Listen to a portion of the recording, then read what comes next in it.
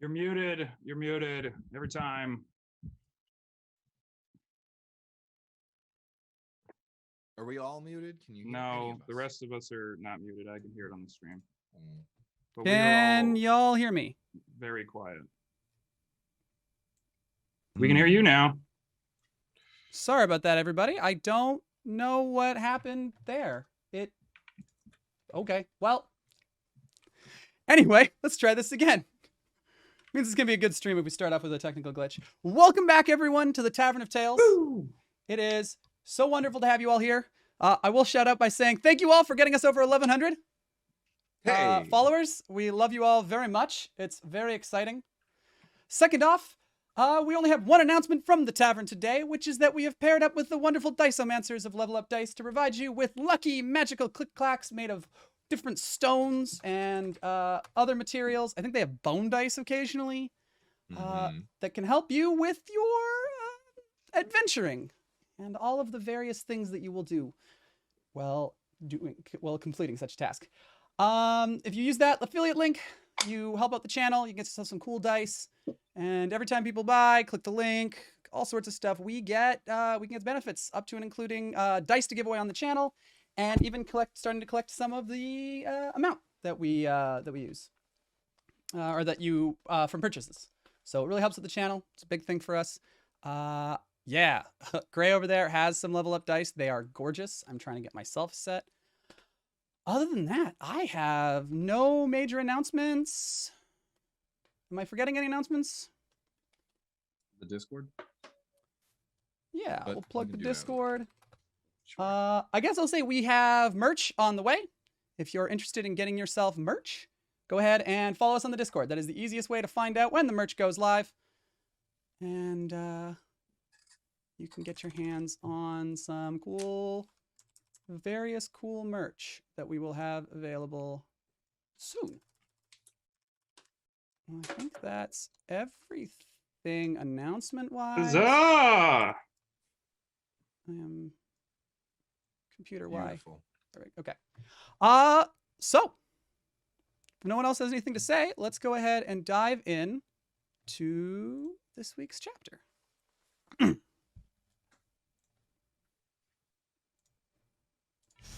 So, last week was a very heavy episode. We had a very heavy chapter for you all. The party traveled to Castle Ravenloft to prepare for the upcoming Houses Ball. En route, Liz had a flashback of her life as Vess when she was Ranagar's major domo. We learned about the formation of the city and its construction over several hundred years. Vess able to live this long thanks to Ranagar sharing part of his power with her. This is, of course, when Ranagar was still a full ancient dragon. We were introduced to the members of Ranagar's council, the creation of trains and moving pictures in the city, and Vess's husband. These were happy memories. And unbeknown to Liz, Ranagar shared in these memories as she hadn't closed the mind meld that the party shares. The party reached the castle and were given a tour by Strahd.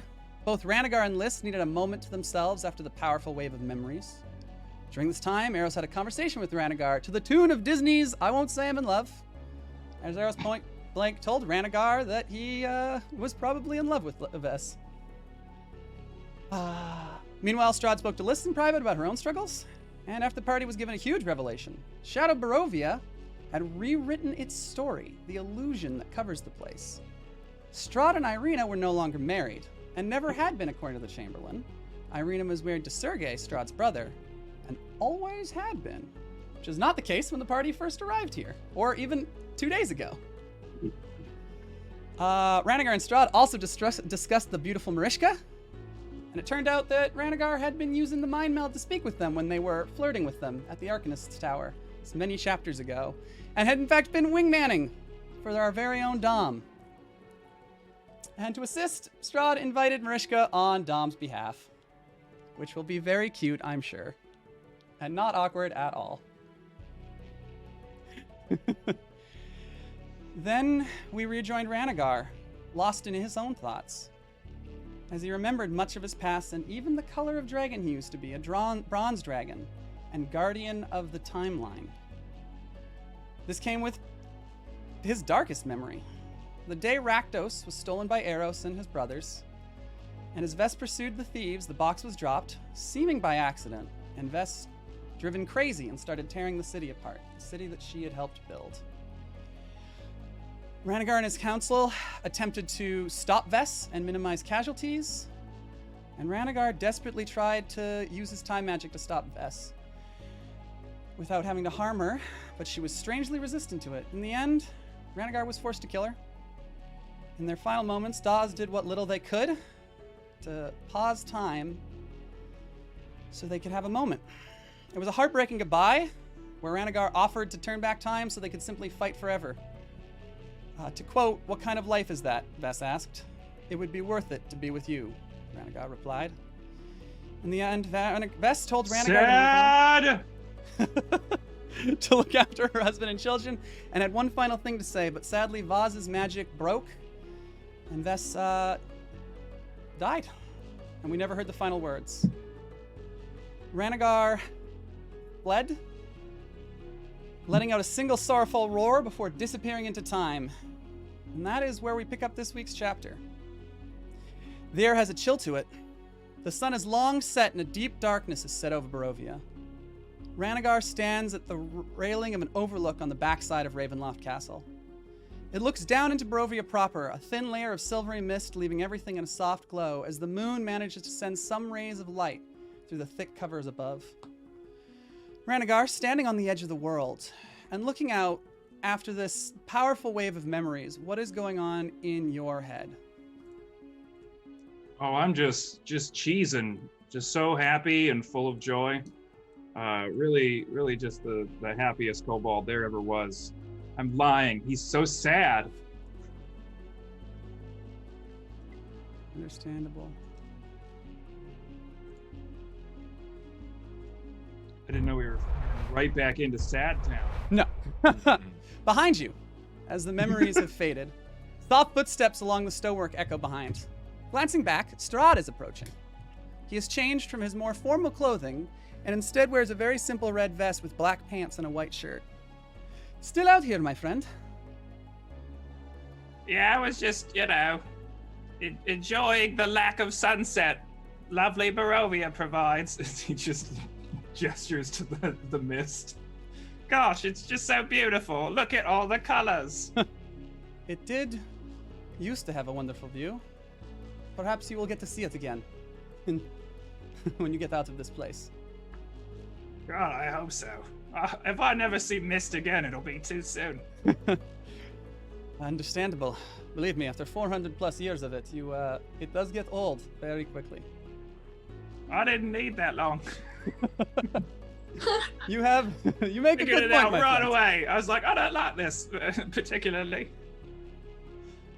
Is something wrong, my friend? You do not look particularly With well. me? Oh, Yes, Ranagar! with you. Couldn't imagine what you're going on about. Is it something you wish to discuss?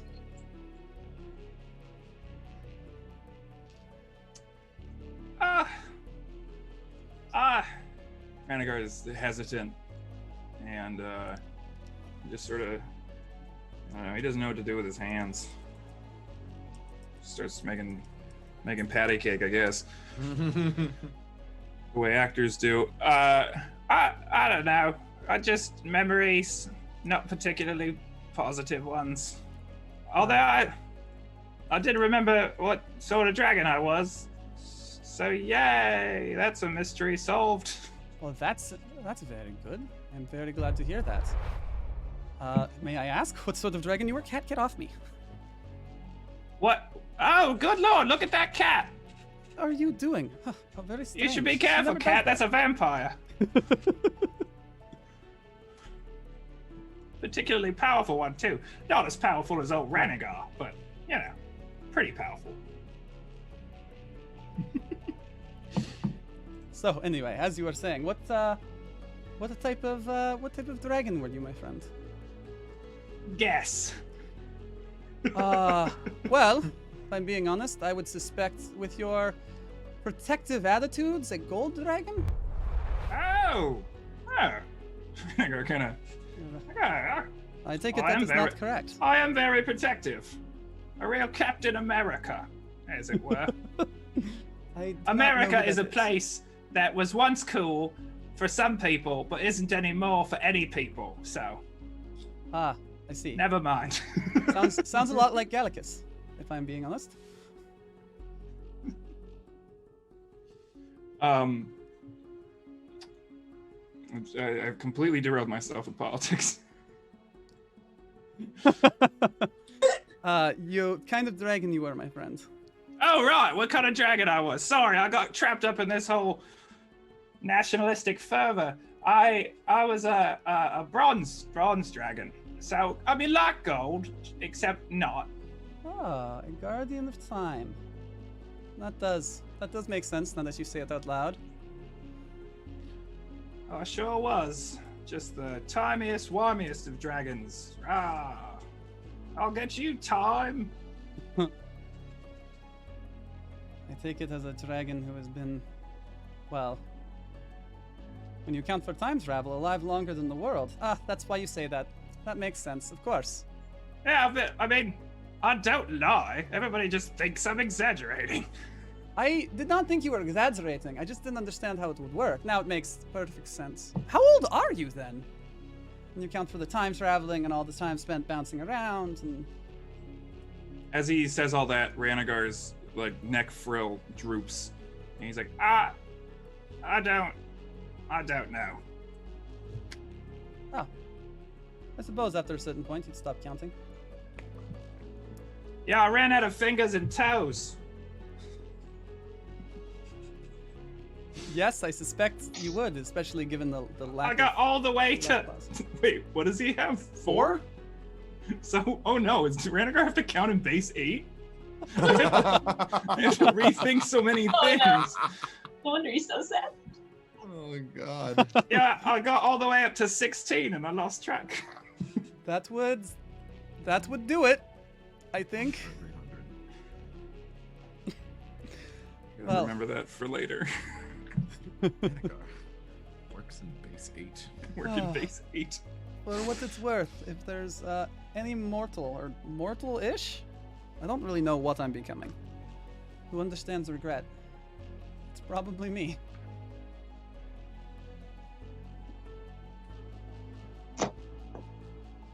Oh yeah, I'm sure you do. You were quite the murderous bastard. Sorry. No, you are not wrong. The birth rates went up. Did they? They did before the whole vampire thing. Oh, Birth well, I was rates gonna say. In the I'm not Galician sure. Empire and all the places we conquered went up eventually. Just not after I turned into a vamp. We don't. That not so much. See, Strahd's very like regrets their choice of words now. As they're like, wow, I used to be good at this. Sure. I think I Kinda relied on reminds me being of another scary place for I 400 referenced years. earlier. You don't really have to be, tactful when people are just afraid of you. You get it. You're a dragon. Oh yeah, big scary dragon. Rah. Anyway, my friend, I sent word to Mariska via sending and got word back. She would be honored to attend with Dom. I do not think that they will be accompanying them during the Lord's presentation, as that would not be proper. But they are very excited. In fact, I don't think I have seen, I've heard Mariska this excited in, well, I was going to say 300 years, but none of those memories are real. So as long as they've been here, I don't, God, time is weird in a place that isn't real. Tell me about it. Anyway, I must admit, you have done very well as a wingman, which makes sense, dragon wings. Ah, I got a chuckle out of you. I'll take that as a win.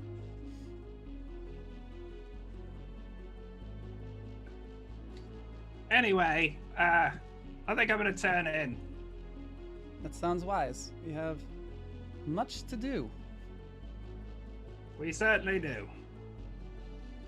Your room is all prepared when you're ready.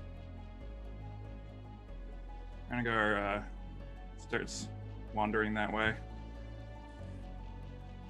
So Ranagar waddles off. I do not waddle, storyteller. I walk with the dignity of a tiny dragon. It's not my fault my tail gets in the way, all right? I will not As be Ranagar chastised in waddles this off manner. with the dignity of a tiny dragon. I will come through this storybook. As Ranagar... I'm trying to think of a word here. Ranagar, you wanna I help just me? lost. Look at that, the Teller of Tales, lost for words. I mean, I don't know how else to describe it than waddling, but all right. As Ranagar proceeds back to their room with the dignity of a tiny dragon. That's right, thank Better? you. All right. You're welcome. The rest of the party has retired, I assume? Is anyone out and about, or is everyone retired to their rooms for the evening? Definitely retired. Liz is definitely retired to her room. This is a little taken out with the the emotional memories. Just a little bit. How is this feeling? So normally for lists, the memories of their past lives are like, as we described them, like a journal. They can reach in and they can read through them, but they've never had like huge waves of them before. How are they feeling about that side of things specifically? This sudden, as if it was their memory all of a sudden. It is, but it's not. You know what I mean? It's like weird. the journals Tiny are being tiny combined. They were reading through one journal and then suddenly it was entries from a completely different book. Yeah, it's weird. There's definitely been a few things that have been happening, especially recently in Shadow Barovia, that she's never experienced before, and she's been around a long time, so she's definitely feeling disconcerted. The fact that she's run into certain people again has thrown her off, and she's just not used to being off. She's been around and lived a lot of time. So she is trying to sort through the memories, the emotions, everything. A lot of which I think she had spent a significant amount of time blocking out and trying not to remember. So she is very overwhelmed right now.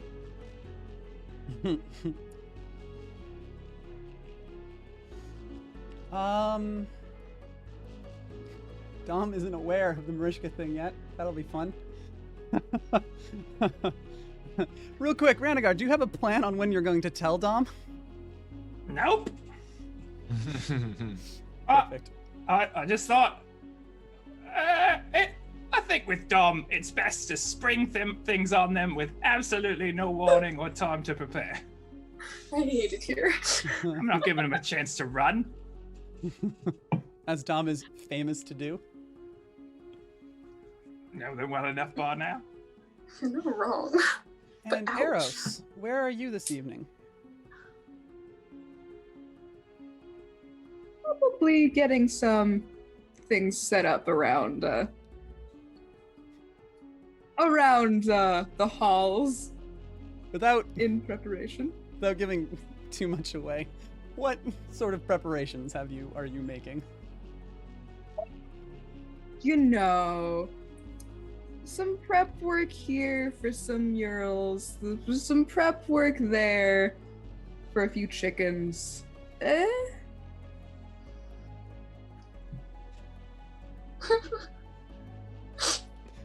All right, Oh, boy. and Bastion. Bastion might be taking a walk around. Yeah. Yeah, just kind of like not for any particular reason. Just How is kind of- Bastion feeling after the last, has it been 4 days? Have you been in Barovia for 4 days? So, to recap, in 4 days, Really Bastion just- was flicked through the sky and died by a god, crashed beside the party, literally fell from the sky, helped defeat a demon lord inside a mind space by helping summon said god to help them fight the demon lord, while Ranagar was a full ancient dragon at that point, inside of Eros' mind, basically giving Eros therapy.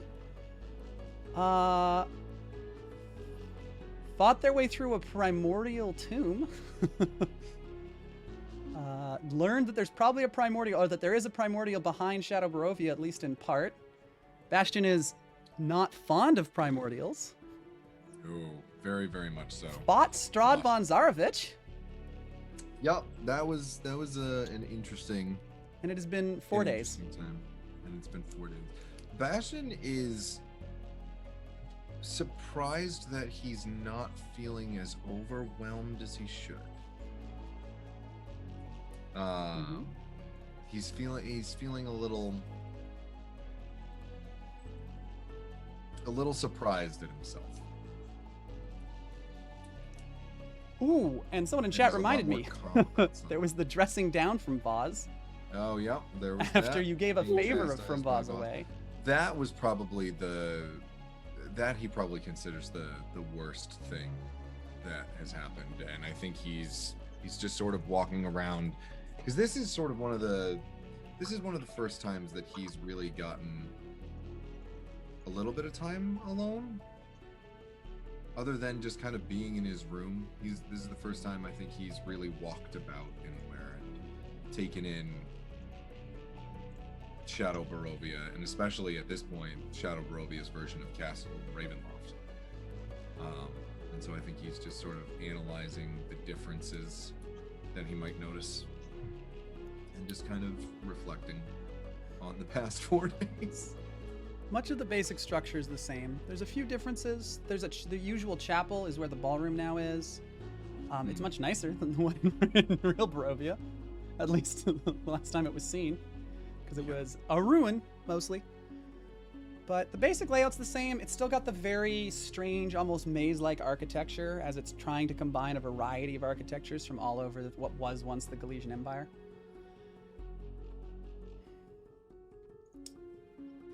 But yeah. And how does Bastion feel about their new companions, as they have been alone for much longer than this? This is a new thing for them. Well, considering the talk with Voz, I think he likes them. He certainly does, and he's obviously gives a shit at this point about their well-being. Yeah, he's trying to parse that out. There are certain individuals in the party that have struck chords that he thought were broken long ago, to torture a metaphor of being a bard. I'll allow it. He's trying to parse some things out as he wanders around. He's not entirely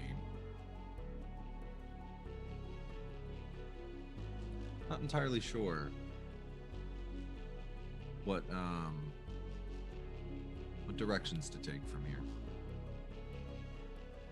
other than just sort of continue going with the flow, learning as much as he can. And trying to continue to bond with the party in whatever ways he can figure out.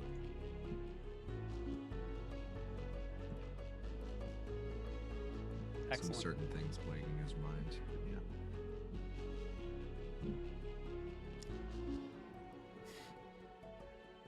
Yeah. Liz, as you are processing, this is probably the right word. Yeah. There is a rasping on your door. Just 3 sharp knocks. She's been sitting kind of near the window, just looking out, not really there mentally. So the knock kind of startles her out of the stupor, and she turns around and kind of straightens up and dusts herself off a bit. And, yes. Good evening, Liz. May I have a moment of your time? Yes, of course. And she gets up and walks to the door. So it was Strahd, who was, as I said, wearing a more casual evening outfit. You look lovely. Are you feeling any better?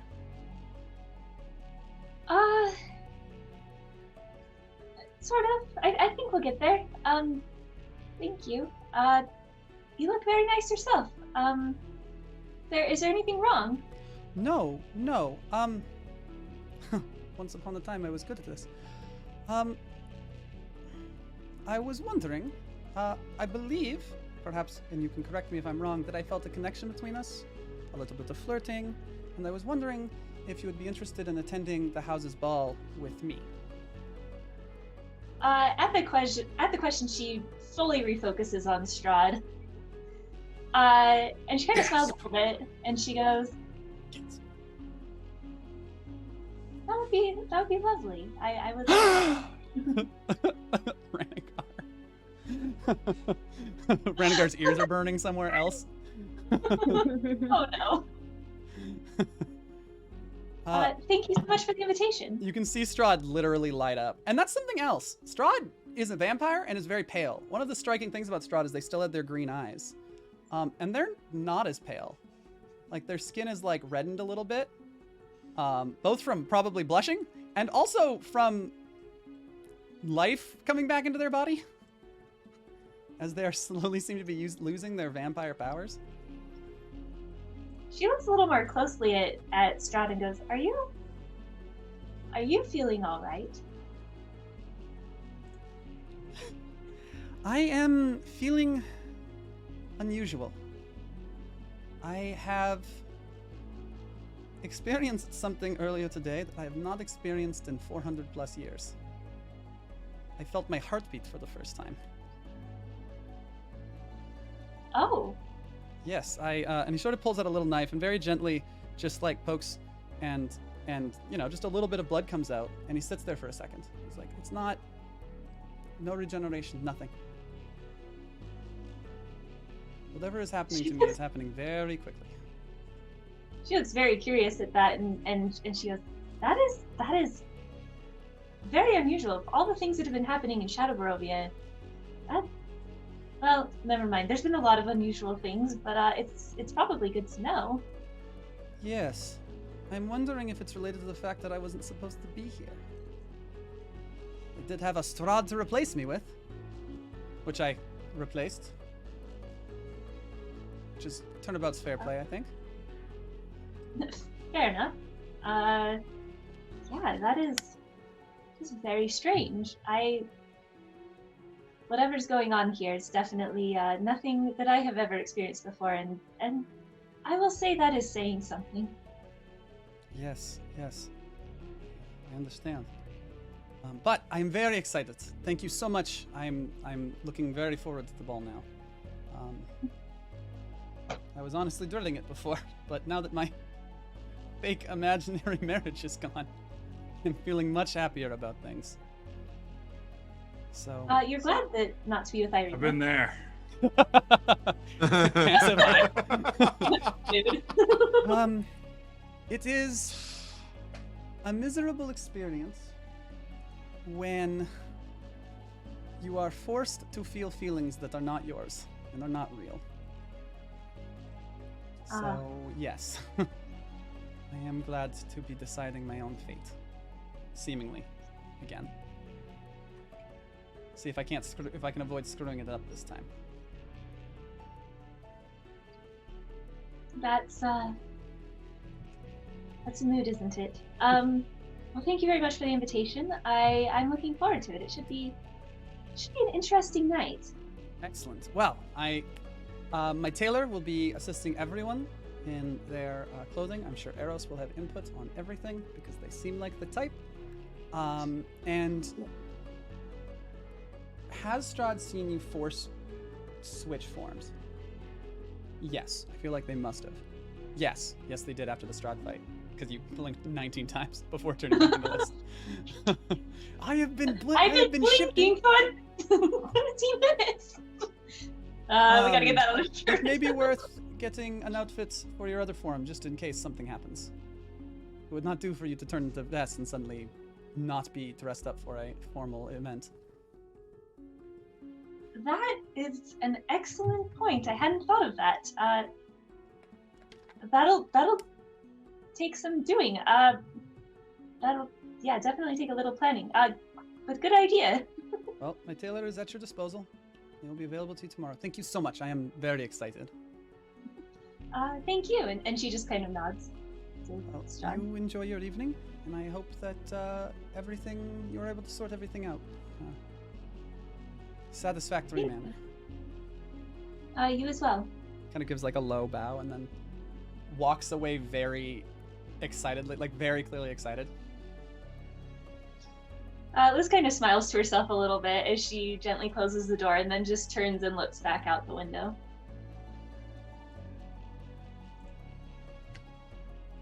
And processes memories from a time long past. Yeah, tries to. Meanwhile, Dom, where are you? I don't know. I feel like Dom is walking the parapets and comes across Bastion. I was gonna say that if Ooh. Dom is bored, Dom. Wait, what? I was. No, I like that. Messing We're going with that. Yes, and. So, rather bored, Dom, you go to walk the walls and look out over Ravenloft. And find a rather forlorn-looking Bastion resting against the wall and looking out into the distance.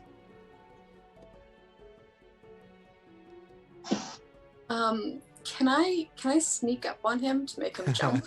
Sure. Yes, absolutely. Make me a roll a stealth check. Bastion, make a perception with disadvantage. Where's my character sheet? That's a new. Oh. Boy, that's gonna be fun. Ooh, okay. Where's my stealth? 9 for a 22. 16. I was, yeah, You that's sneak right up 100%. behind Bastion. And I'm just gonna like rest a hand on his shoulder and watch him jump. Ha! Bastion's like reached for his mace and just kind of like slowly puts it away. Well, it's a bit of a lesson, isn't it? Thanks for that. Oh yeah, no problem. What are you doing out so late at night? I just got bored in my room. Decided to do some exploring. Fair enough. Might as well, right? Not every day you get to see Castle Ravenloft. Not in the midst of turmoil. It's very strange. It's true. Have you been to... Well, I imagine you must have. Been to Barovia before? The real No. one, not this one. No? No, this is my first time.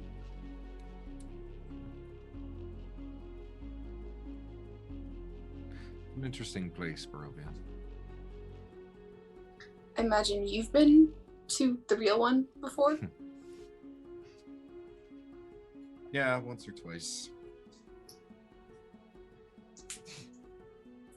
Oddly enough,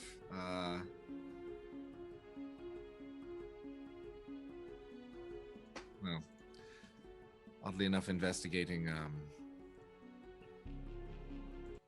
you, I guess. Oh, Your parents. great. They led me there, went cold. How are you feeling about that, by the way? Are you feeling anything about that? I messed up with arrows, so she probably actually ask, huh? I'm itching to dig into House Morvo now. Finding my parents' killers, and this has been my big thing. I want revenge. And I get that my mom is alive here. But I feel like there's a but there.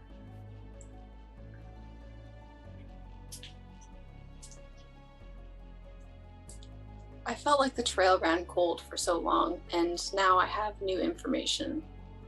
And I still want revenge.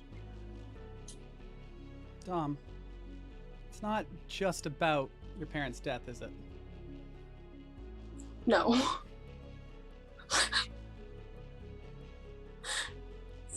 Definitely not just about his parents' death anymore.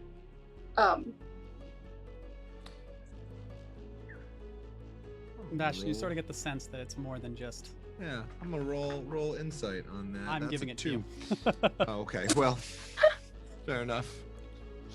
That's the only way that's gonna happen. I rolled a 2. Storyteller magic.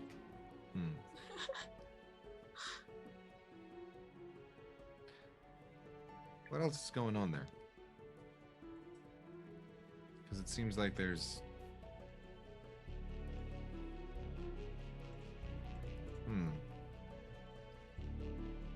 I don't know, we haven't really talked yet. No,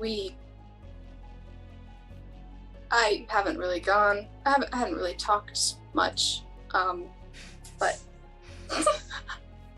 You don't say. No, you don't say. I'm not asking a question. That's being literal. Dom, famous for their many words. When you do speak, it does tend to carry weight with it. But what else is going on there? If you want to talk about it. well, I was orphaned and kind of forced into to killing and into being an assassin, and I hate it. I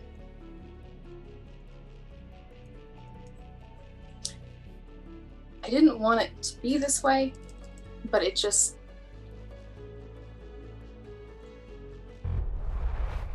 Is it weird that I can empathize?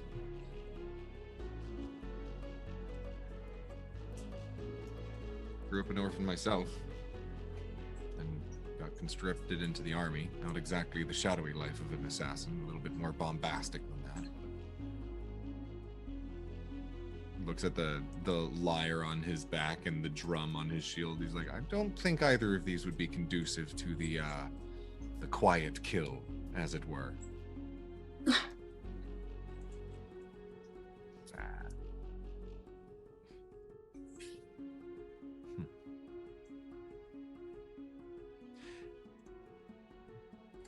I know a lot of people would tell you not to seek revenge. That it just leads down a path of self-destruction.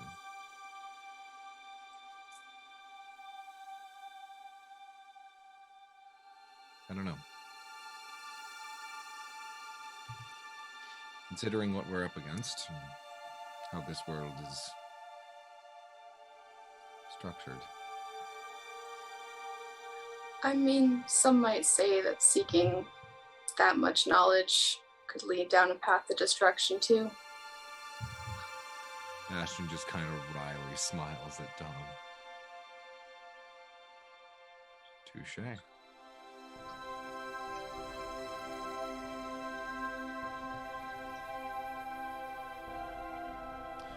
Well, if you're not going to tell me what else is going on in this whole revenge thing, and the other side of that coin,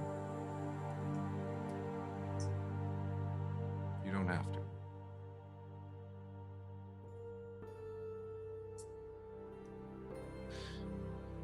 We do have a big day tomorrow. Yes. Are you ready for it?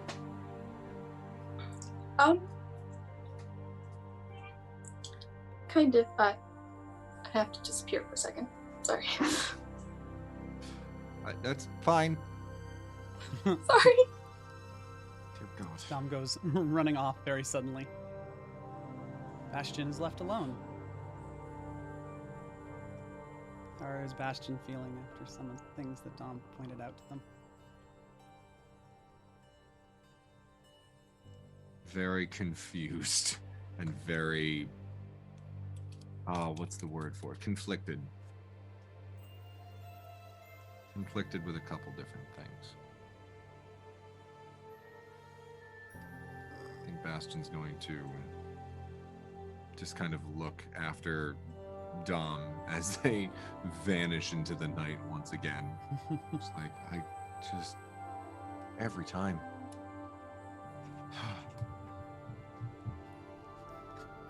And Is then just Dom kind just young Batman? of, honestly, it's just like, look over there. Baxter looks away, looks back, like, how? I am a trained soldier. I should be able to. And I think just like kind of walks off in the direction that Dom went, just in case they catch back up again, but is ultimately going back inside to probably settle in for the evening. And just let their thoughts lull them to sleep. Well then. As the party turns in for the evening, you may all take a long rest. And an exciting day begins as the castle, from very early on, is filled with activity. Servants are running all over the place, preparing, cooking food, getting things set up.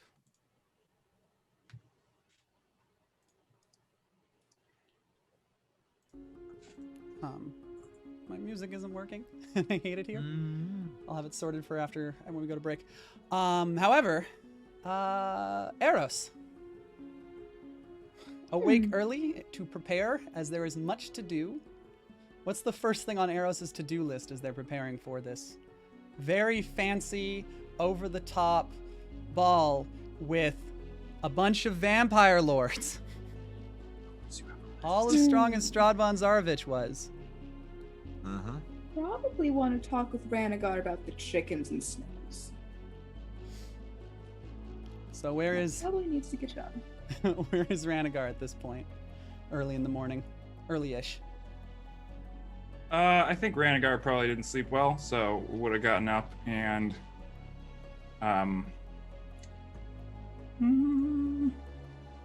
I think he has gone to the kitchens to see if he can find any mice to bother.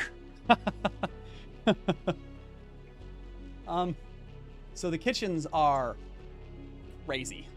There is people running in and out, bringing in food, bringing in supplies. The cooks are already starting to cook.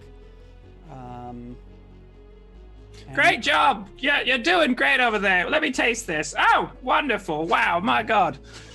Strahd is just walking through, just tapping everybody on the thighs as he goes. Oh, look at you! That's a big old loaf of bread. I would love some. Thank you so much. Strahd just tears a chunk out of this loaf and yes, of course, sir. Oh goodness! And he sort of just takes the whole loaf. He's like, here, you can have the whole thing. And he runs off. Oh, thank you so much. I don't mind if I do. Just puts it over his shoulder as he continues walking through the kitchen, just hitting people with it as he goes. I thought what? Oh, sorry, Master Dragon. Of course. That's right. Thank you. I am the Master Dragon. You'd be smart to remember that. And then he blows a raspberry at them and keeps going. After managing to mess with the kitchen staff a little bit, you do not find any mice. You do, however, see cats, which might explain the lack of mice. Ranagar's gonna ritualistically cast Speak with Animals and go have a chat with one of them. All right. You find yourself a larger orange tabby that's just sort of chilling on a windowsill on the far end of the kitchen. Just kind of like, yes. Well, hello there, Master Hunter. How are you on this fine, whatever the hell day it is? I was better until I was disturbed. Oh, how cat-like of you. Have you killed all the mice here? I've certainly tried to. You don't get to this prestigious size without eating a fair bit. Sure. Kind of good for stretches you. out and just fully stretches and just really flexes how big they are. Oh, you're so very big. My God. I'm overcome with fear. I am bored now. They kind of jump down and start walking away slowly. Doing the cat thing where they show their butt to you. Before you go, and Ranagar just slides his tail in front of them. I've got some mice friends coming, and if you kill them, I'll eat you. All the way up. Gobble, gobble. So don't. Tell your friends. Roll me an intimidation. Sure. I rolled a 1. That would make a 12, I believe. Well, I suppose avoiding you would be more effort than it's worth. Fine, I will tell the others. I make no promises. It's fine. Funny. I like the way cats taste. Getting elf? Is that what the show is called? Oh, yeah. We Sure, do have that's an elf. That's an elf do have reference. a- Why not? We have a re-roll. Oh, somebody did a From the reroll. All audience. right, Thank people you. people want a reroll. Here we go. That'll be a 28. Good reroll. Oh gosh. Well, as Oh. time bends, as Ow. Renegar's like, No. just someone from the audience shouts, I don't think that's how that story went. It's like, yes, you are correct. As the book magically corrects itself, the kind of stops and like its hair's on end. It's like, yes, of course. I will tell all of them that the mice are not to be touched. Master Dragon, is that what I heard? Yes. Please don't eat my mice friends.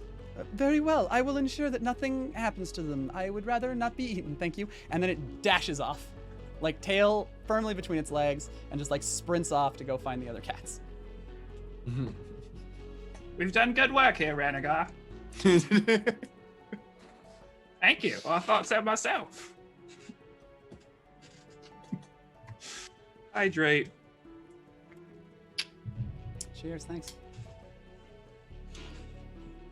As Ranagar exits the kitchen, Eros, you come around the corner and happen to find Ranagar.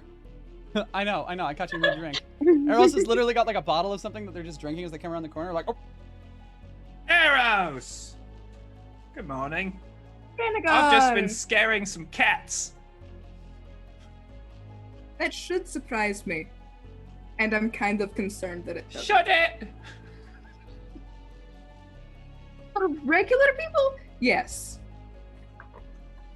But you're extraordinary, not regular. So it's a whole thing. It's a moot point. That's I right. need your help. Oh! What are we drawing dicks on? You're not the dick person this time. Oh, okay. No, I have better plans for you. Specifically, Eros like pulls out a book and like flips through it. You don't know where he keeps the book. She just He goes sort of like, has it. where did you pull that from? Don't worry about it. So, Okay. I'm worried about it. when it comes to the ball, I Sure. need some chickens and some Oh. snails. Okay. Do you want them to be magical or not? Like, do you want... But I could do it either way. I could probably find those in the surrounding area. Honestly, either is fine, or we can do a mixture. We have many options. Both is good. Both is good. I could go find some... What do you want? Chickens? Chickens and snails? Why do you want chickens and snails? Are you going to feed the snails to the chickens? Never. No. The snails are a very important part of this task, and we need their consent first. So what I want to do is I want to paint some of the snails and some of the chickens. They're going to be labeled with numbers. Oh, okay. So let's say we get 5 chickens. There's going to be labeled 1, 2, 4, and then 36. Would you prefer I get you more than 5 chickens? I'm sure I could get a lot of chickens. I would really like a lot of chickens. As long as they're numbered incorrectly, we can do a lot of chickens. Sure. I would also sure. like a lot of snails. So you're thinking we go like 1, 4, 16, 32, 64. It's a callback to Exactly. the fact that I only count and base to 8. See what I've done? I feel like none of you caught that, so I had to break the fourth wall a little. Yeah, it doesn't matter. I don't know why I thought a bunch of bisexuals would understand a math joke, but here we are. Honestly. I'm a scientist. I'm a scientist. Yes, a hospital scientist. I'm Very not a real and important job. bisexual, I'm a scientist. I can't help but I notice. said I am a scientist. I Can't got help but notice that the scientist didn't pick up on the joke either, but that's neither here nor there. Oh, God. I mean, I could try being a ditch doctor, but you know. Oh, all right. That's an insult for the person embodying me. I almost said inside me, but that'd have been weird.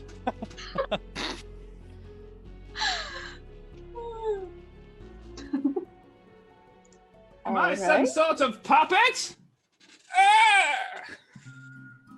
Laura's just standing there, like, deeply confused. Ranagar's a puppet now. Ranagar, a few sessions ago, gained the ability to turn themselves into a puppet version of themselves. And so Ranagar is now a teeny puppet kobold. Eros is gonna pick him up. Alright. So to be in puppet form. Eros is gonna put Ranagar on his head. Breathing snails, or is that something I'm gonna have to go to Bastion for? Oh, well, And he's gonna pop back into Ranagar for him because I don't feel like doing that voice. No. Ranagar's Well- suddenly sitting on Eros' head, as Eros is very suddenly, as Ranagar's back to being 2 feet. Balancing on your horns. oh God, He kind of gets down onto your shoulders. that's better. Well, I used to be able to make and control fire, but then when I saw how much of an aversion you had to it, I sort of nixed that ability. Now I can move earth. And he moves his hands and the stones around him shake a little. That will also be helpful. I'll have you and Bastion team up later too. We do make a good team, that Bastion fella and I. You do. Perfect for what I want you to for. You're gonna have to come with me when I go find Bastion. Cool? Cool, we're going. Okay. Eros is walking off. Very quickly, Ranagar grabs on the horns like, oh, all right. Here we go. Do you want me to get the chickens later then? As long as I have enough time to paint them and they consent to it, chickens can come whenever. Same with snails. Oh, okay. Well, I probably will need a little bit of time to go rustle up some snails. Perfect. Chickens, probably not as much. Bastion, where are you located at as Eros and Ranagar come hunting for you? Bastion is probably like pulling his armor back on and just sort of stretching before walking out into the early morning of Ravenloft. I'm not entirely sure where our rooms were situated. 3rd floor. Was it the 3rd floor? 3rd floor, west hallway. Yeah, he's probably starting to come down the stairs. You will run right into Eros and Ranagar as Eros is up the stairs Oh. with Ranagar on their shoulders. Almost runs into you as they're like, whoop. You'd think these stairways would be wider. Hi. Eros Oh, is no, just Eros going deliberately to... ran into you. The stairs are huge. Oh. It's a grand staircase. Yeah, no, it's direct shot. Hello. Eros is going to grab Bastion's hand. You're coming with me. We're going to talk. You probably need Dum and Right. this later. Okay. We'll get them later. You're coming Right. with me. And Eros is going to go back into a room. Here we go. All we do need is a trench coat, and we'd be convinced that Ranagar's actually taller than he is. We should get a trench coat. We could do that. I It's another thing we could do. oddly don't regret what I've said. Yes. You know, trench coat. It's just like the players. Just 6 trauma responses in a trench coat, pretending to be a Yep. D&D stream. Exactly.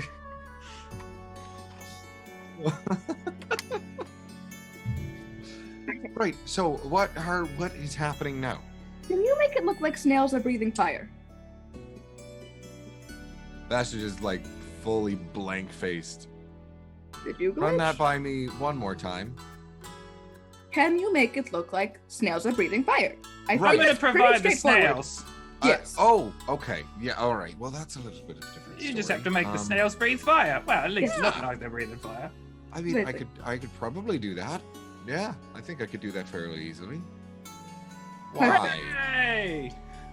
We're just going to release an amount of snails labeled. You just have to, whenever you see them, make them put fire. Just go on any vision, just whenever. Can you do that? Yeah, I can do that. I can manage that. I assume that we're doing this at the party? Of course. When else are we gonna have all of the... I almost said pirate houses. All of the vampire houses Different campaign. in one place. They're pirates now. Pirate vampires. I did that already. Pirates? It was a different campaign. Vampirates. Vampirates. All right. Vampirates. It's just sort of like writing this down like, yep, no, this tracks. I'm not confused, I'm just slightly concerned. But you know what? We'll make it work. I'm not done with you, or Renegar. There's more. You can move and shape stone and earth and stuff, right? Pastor just looks at Renegar and locks eyes like, yeah. Perfect. So you know how the architecture around this place is utterly gorgeous and very intricate? We need dicks and breasts in that. Of course. How did I not see that coming? But like blending in, so like it's tasteful. Sure, some tasteful dicks. And tasteful breasts. Well, If you can't breasts do are that- always tasteful, That's Bastion. very true. Breasts are always tasteful. I would know. Except when they have Entirely scales. fair. It's like, it doesn't make sense. Why would a lizard have mammary glands? This is the point that I would like to remind everyone that Eros never wears a top. It's just... Renegar's aware. That's why Renegar said it. I know. I'm reminding the audience. Very important. Yeah. All right. Can you do it? Between Eros and Ranagar, they have a full outfit. Ranagar never Or a wears nudist. pants. Yeah, honestly. Renegar hasn't been wearing anything for a while now. I think he has a belt with his like adventuring pouches on it. I feel like there's a trend starting that I don't. You ever feel incredibly overdressed? Well, Don't even think about it, Bastion. not the right people to ask. Anyway, No. Never. yeah, no, that was a stupid question for the current company. Breasts and fire-breathing snails. Or Yes. fire-breathing breasts.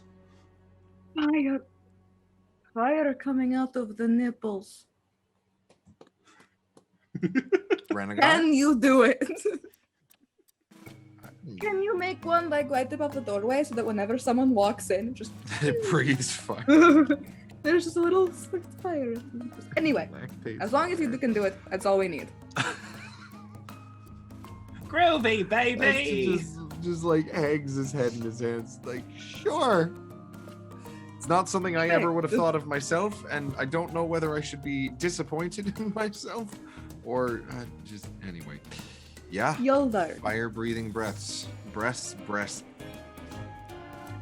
Eros is going to leave. I have to go find Dom. You guys Right. have fun. Talk amongst yourselves. Plan. Goodbye. And then Eros is going to go to bed. Bastion, we need to go round up some chickens and snails. Are the chickens gonna be should I just have everything breathe fire? I feel like that's the safe bet, right? I don't think. Eros is going to I think in this No. case, Huh? Apparently just the snails. Just the snails and the breasts. It seems that Eros has a Shall we? vision for this evening that is outside the scope of what everyone else was planning. I very a much very like Eros. He just confuses me sometimes. Renegar pats Bastion. I think that's the point. Uh-huh. Chickens, breasts, and snails. To the stables, probably. Adventure! Then Renegar Onwards. scrambles up Bastion. Ka! Yeah! Just like, yeah. And when he Gallivant's kicks awkward. you, but like because of the way his feet are shaped, his back claws just like really dig in, like the way Just those right between the plates of the armor. horse booties do. What are the Yep. horse fiery Spurs. stars? Spurs. Horse booties. Horse booties. Yes. Booties. What's that? We should get you a saddle. Yeah, that tracks. Not like he hasn't been bitten before. better Cool, I had armor to do it. underneath the. Yep. Anyway, just like Renegard chuckles forward as I awkward. assume you said that through the mind meld. Yep. Ranagar, all too aware, because To people everyone. still forget to turn What the have mind we meld done? off. As you say that, Renegar's like, I'm aware. You guys always forget to turn off the mind meld. Just Ashton's face goes red, turns off the mind melt. He's like, nope, I'm talking to you out loud from now on. Let's go. Oh yeah, do it now. That definitely erases the memories. Wonderful job. I wish I could control your cameras and just zoom in on Eros' face.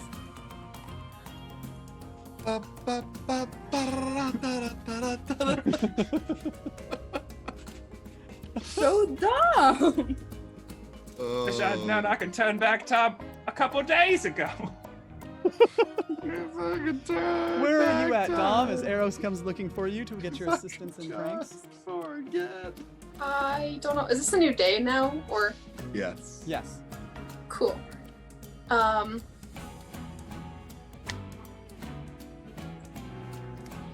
No idea. I can't.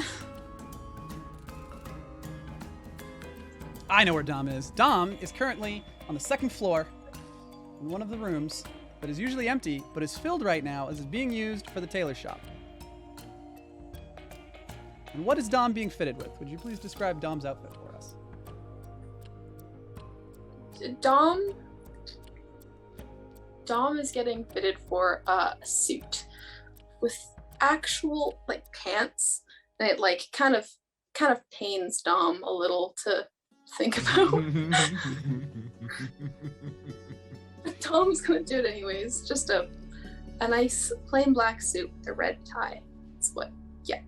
All right.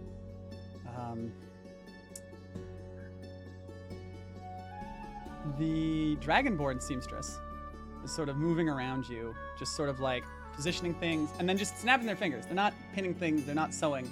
Seamstress is probably the wrong word because they're just using magic to have the adjustments they need done.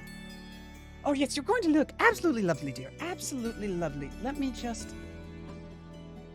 Are you sure you wouldn't prefer a dress? I can see it on your face. This is not your usual go-to. It's not, but I feel like I'd look good in a suit, regardless of how comfortable. You do. Hold on, let me finish the final touches here. And they kind of like tighten up so the vest fits, and tighten the jacket up in the shoulders, and just the right length on the sleeves. And they're like, and here you go. And they wave their hand, and the mirror, which has like been like darkened out so you can't see in it, lights up. And damn, Dom, if you don't look fire in a suit. Which is when Eros stumbles in. Why is the skirt stitched together to look like pants? It's called a suit, Eros. I'm aware what a suit is. Wearing pants Why? for the ball. Why? I mean, I look does good in their it. parents not just answer that question for you? They look dapper as hell. I am not saying this. Your work is lovely, and their visage is gorgeous. However, you do Oh, come look on, Eros. mildly like you're going to vomit. Oh, come on, Eros. Are you gonna be wearing clothes for the ball? I get your point.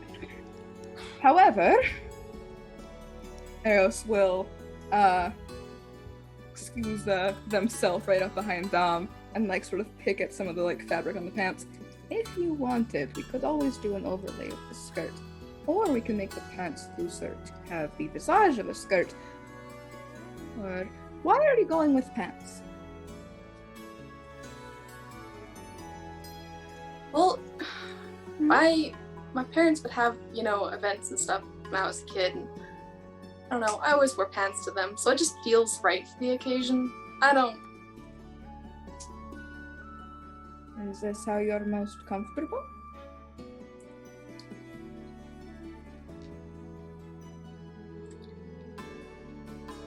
I don't know, but I look good in pants, despite Dear, you look lovely in everything. It's kind of shocking. Very few people can do that, and I don't say that lightly. Some people look absolutely atrocious. No, they have a point. Some people really do. Because they're like working on another suit, just like pointing at it and it's tightening and shifting and adjusting on a mannequin. Would you be open to the idea of trying a skirt fitted for you to match the top part of the suit? You can see the seamstress, like mid-thing, is hold up their finger and is just waiting there. Like, I would certainly be I like this one. impressed This by one your has beauty. has a good eye. You can see like Dom really thinking hard on this one. Like, Before Dom can decide, they just like point their finger. There's a little spark, and the pants smooth together and then kind of slide up into a skirt. They don't even look over. They're just like, "Yep, see, it is better." Oh no, don't you look dashing!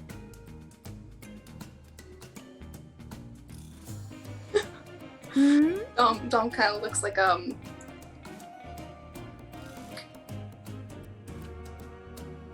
little embarrassed, but really likes the upgrade with the skirt. The young Arcanist There is you go. going to love how you look, dearie. The who? Won't she just? Strahd was in here with me last night when he was contacting Arcanist Marishka. Hmm. She intends on attending with you? Oh, Oh, you didn't know? Oh, well, this is Oh exciting. dear. They moved from that suit to another, to a dress that they're working on now. I assumed that you'd picked red because that is the color their dress will be to match their house.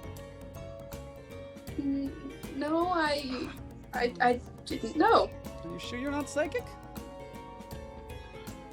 I think that's Renegar, maybe? Not me.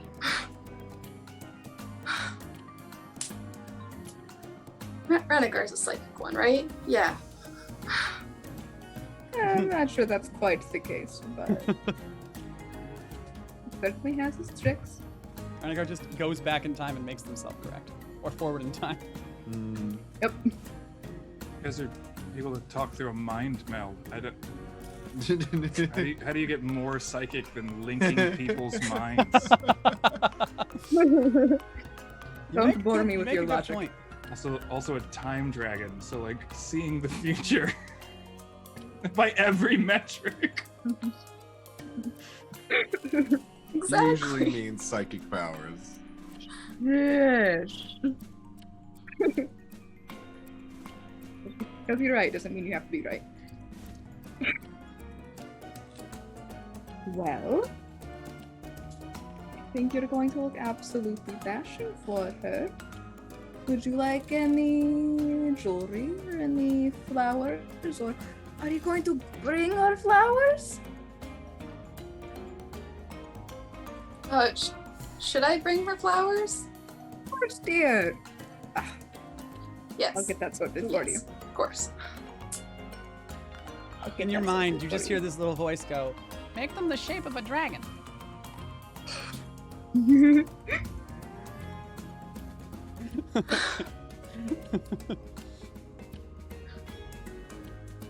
Well, while I have you here, we do have something we need to talk about.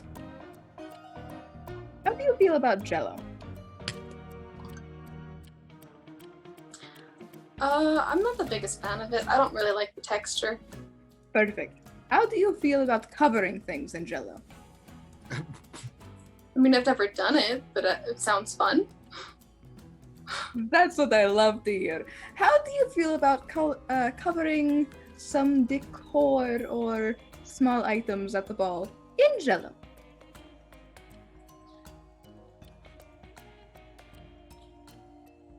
Sounds fun. I'm assuming this is to get people to glitch, right, Eros?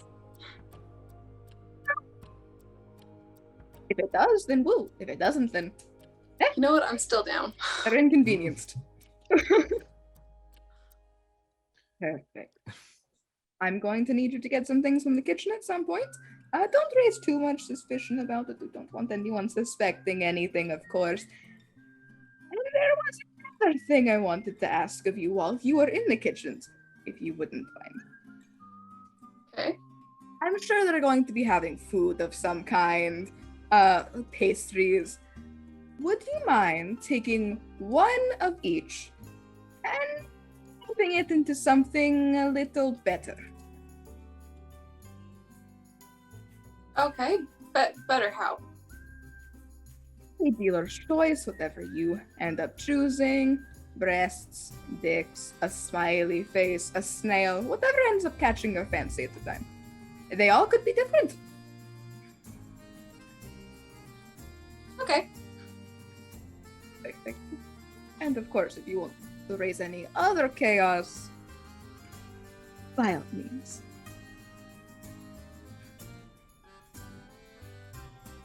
12, 13?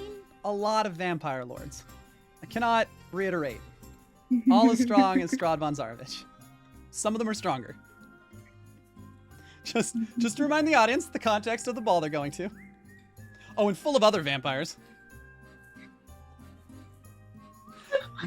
It's at this point that I feel like there's a secret voice in my head telling us that this is a bad idea, but you know what? Who am I to listen? Liz, this is the moment when you enter, as you were on your way to the seamstress to be assisted with your dress.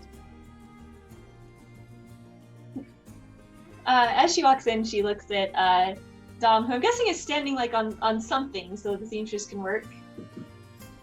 And she kind of looks Dom up and down and then glances over at Eros and smiles and says, "It looks very nice on you, Dom. Are you excited for the ball?" I think so. I'm a little nervous now. You're nervous now? Well, it was gonna be, whatever. But apparently I've asked Mariska to be my date. You asked Mariska without knowing you were asking her? Would Dom know that it was Ranagar at this point? Or I feel someone like else the in party can probably put 2 and 2 together. Oh, There's enough wisdom between these 4 characters.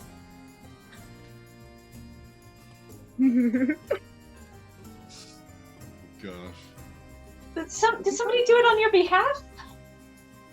It would seem so. Ah. She looks over at Eros and goes, "I wonder who that could have been." For once, not me. I think that honor goes to our dragon friend. Yeah, that certainly narrows it down. You, I am an upstanding citizen. Speaking of, I need your I was help. planning on covering things in Jello. The seamstress is now working on the 3rd dress. Jello. That is a personal project. You I need for other reasons if you're willing to help. Well, you are discussing it. Would you mind hopping down? What title would Dom prefer? Is there a gender-neutral lord title?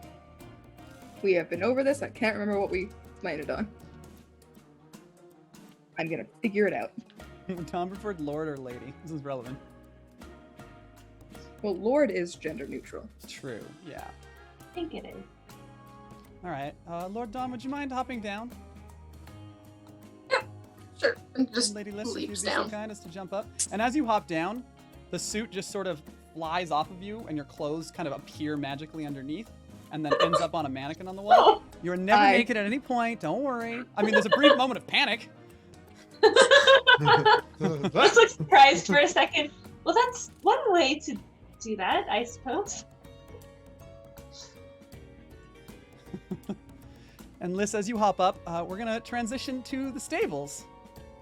As Ranagar and Bastion approach it and discover a friend who has decided to travel down to the stables and spend some time with their fellow 4-legged creatures. Ah, yeehaw.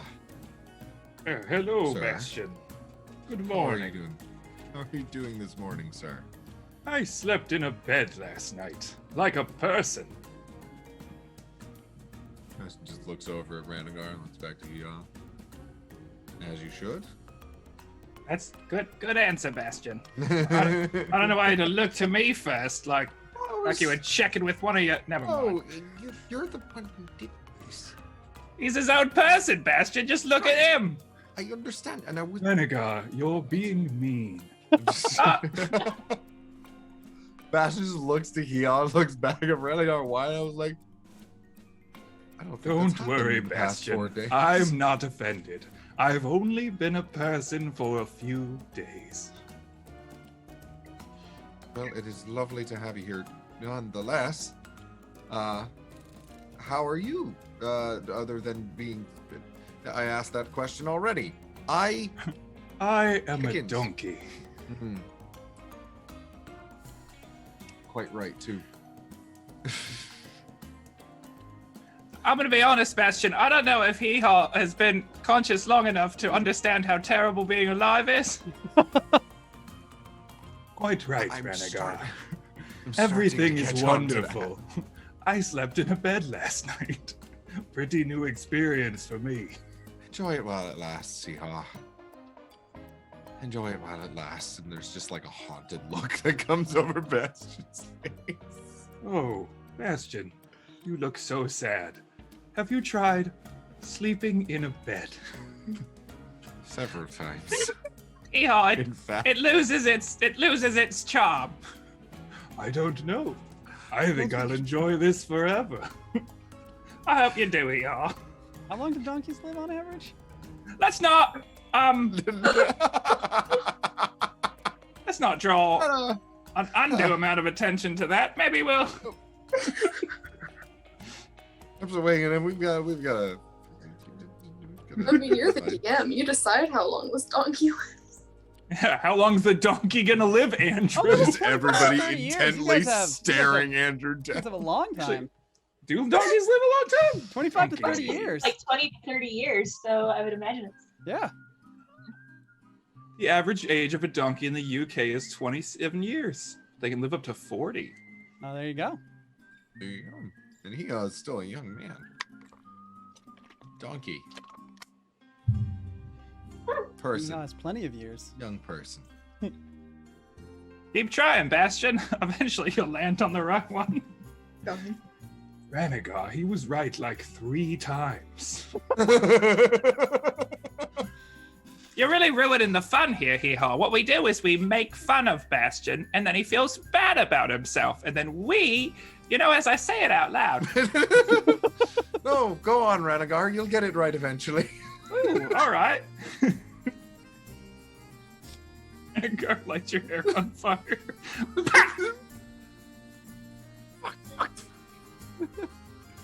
Oops, sorry. Oh, Mending suddenly fixed hair? Nope, has to be an object, and that's part of a creature. There's just like a few strands of Bastion's hair that start like falling down in his face because they've burnt off. Bastion has very long hair pulled into a braid, and it is currently half burnt in front of his eyes. Like, Bastion, take a fate point for that. We like role-playing failure and bad things. it'll be interesting later. Hee-Haw, we need to find a lot of chickens. And then, oh, there goes the stream. What? Oh, it's back. Hee-Haw, we need to find a whole bunch of chickens and also snails. Not sure who to talk to about that. Hee-Haw is sort of like, Hee-Haw knows both where there's a garden, and where the chickens are being kept. See, this is why you awaken your donkeys. Although, to be fair, I could have just asked him. Never mind, let's not think too much about what I've done. This is why you give animals agency. How's about that? Ooh, good one. All right. Follow Hee-Haw. We have to go get some snails Why do and feel chickens. Why do I feel like I'm gonna be the one chasing the chickens around? Because that'll be the funniest. Touche. Onwards we go. Yeah, gallivants off again. Well, catching the chickens is not going to be a problem, as they are caged. When you come around the back, there's an area that leads into the back of the castle, and there's a bunch of caged chickens there. Like Renegar, upon seeing this, is like, What's this about? He goes over and he just starts throwing open cages. Be free, chickens! No. There will be no bondage for your kind here. As these chickens start running off, just scrambling. Oh wait, no! Stop doing that. I need you. Renegar gets to like 9 before he realizes like I should probably 8. He gets to 8. He gets to 8, of course. Sorry. Yep, the callback.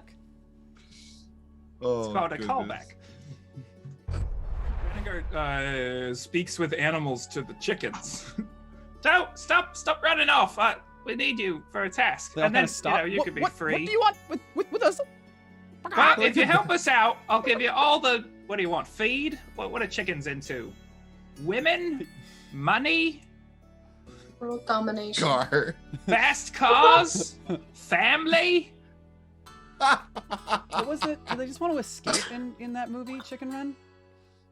I think Yeah, so, they yeah. just want to escape. I do like Come the on, idea over that the walls.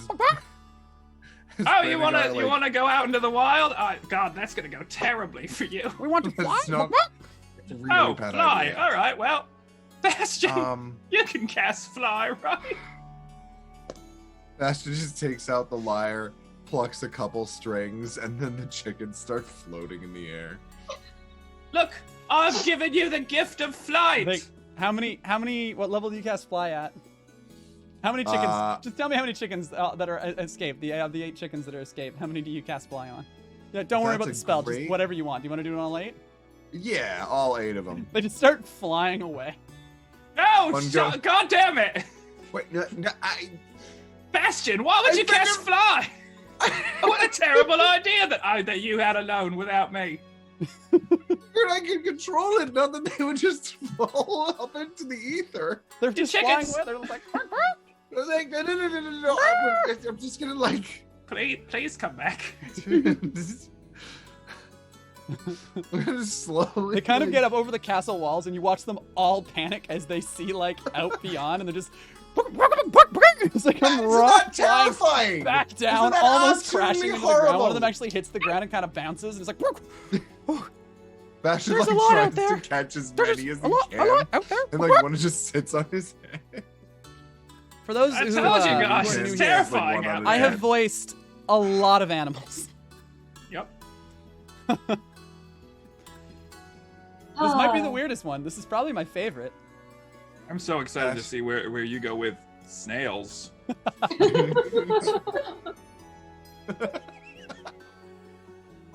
Oh, being a DM, getting all the voices you get to make up. I already have an idea for snails. Bastion's like Well, that was puts the chickens Really exciting. down in front What of them. do you want from us in return? So we were thinking we'd paint you in a series of numbers and then let you loose in the ball and then, just cry havoc and release the cocks of war or whatever. Is that what we're doing? I think so. I Someone imagine write that's that what down. Eros' plan is. Cry havoc and release the cocks of war. That is quite the What have double we entendre become? with Eros. I know what I did. Oh goodness. Guy.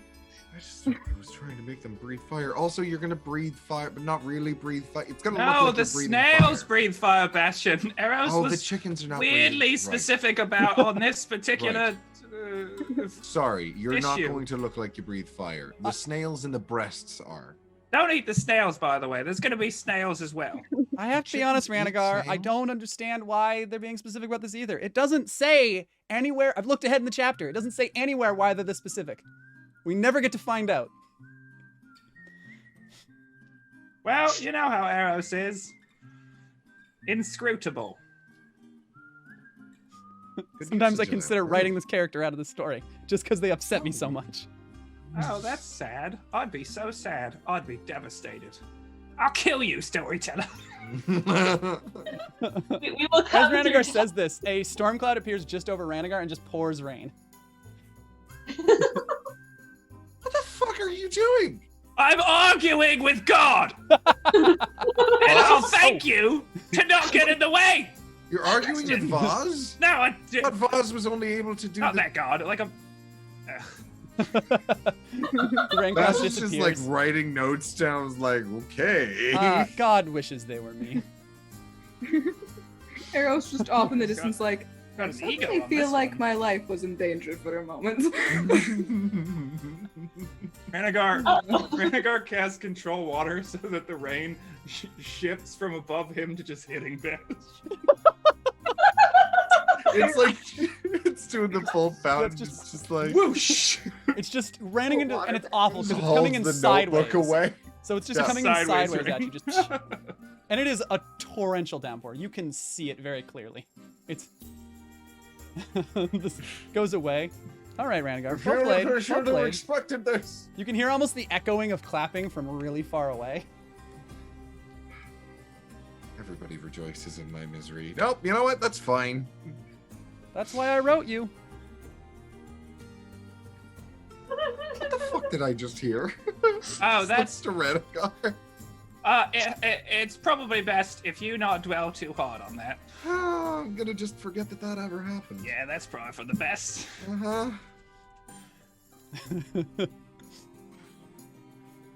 So You're gonna you've break acquired his chickens. tiny mortal mind, God. Storyteller, whatever the hell I should call you. No offense, Bastion. You're just very immortal. That's why we love you. To be fair, a lot of the gods can't handle it either. I really just do this with you, Ranagar. That's because I'm broken beyond repair. Yeah. Edgelord. I don't know why that happened. Can't imagine who'd write you that way. Alright. Chickens. Everyone's fine. Everything's fine. Feel like Why I'm on did it you tonight. consent? I digs at the person inside of me.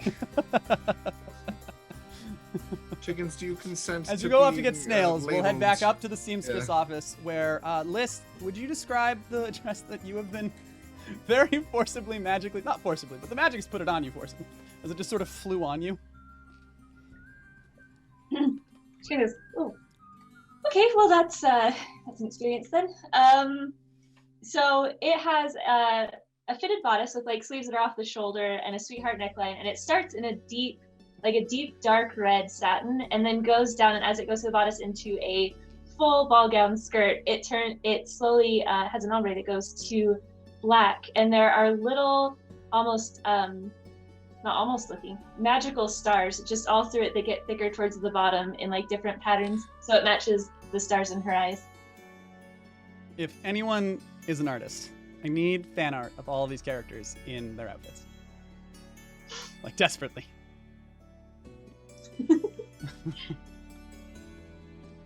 She kind of looks down at it, and she looks over at the seamstress, and she goes, "It seems you've outdone yourself. This is stunning." Oh, you haven't seen anything yet, Darian. They start like moving along and just like tightening it up and making it fit and sliding things, adjusting things around.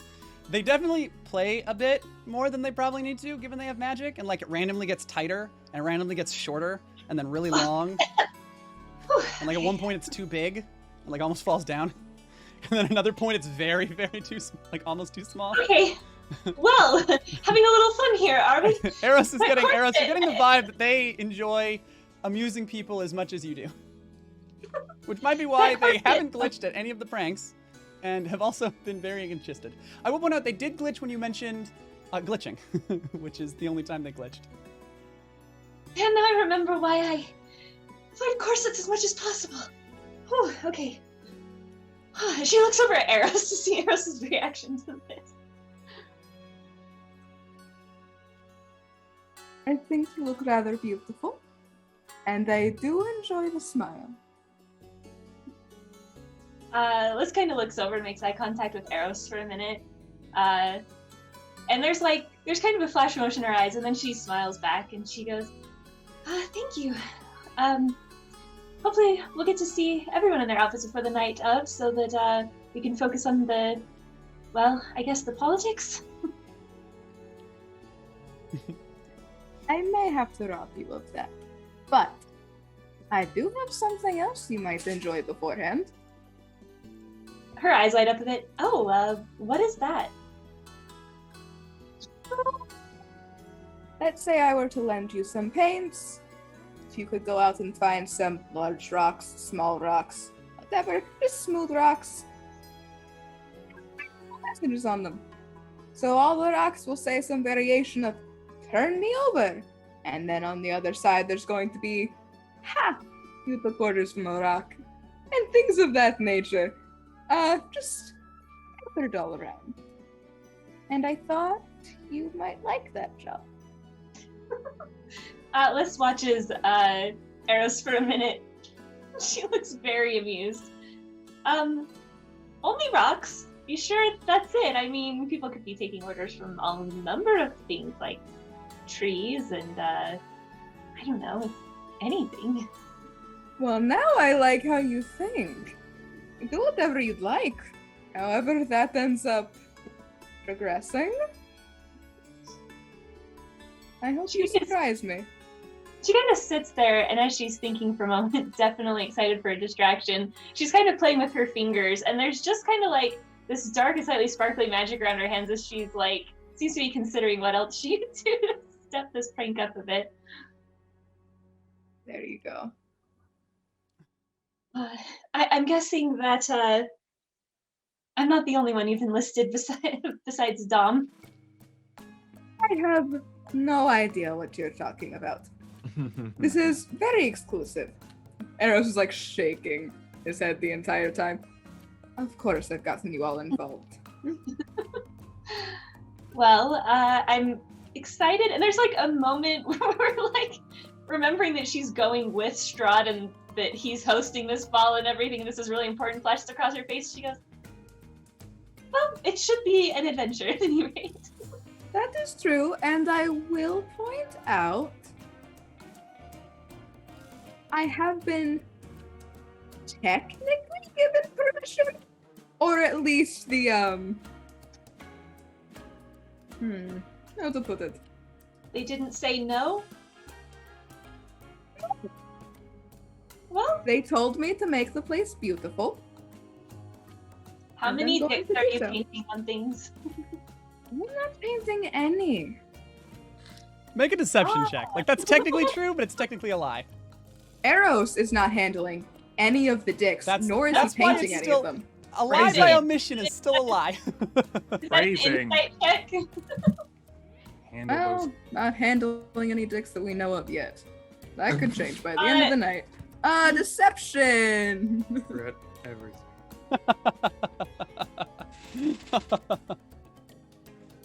I wouldn't worry too much about it because I got a nat 1, and I think it's funny if Liz genuinely thinks that Eros doesn't have anything to do. That's a nat 1 for an 8.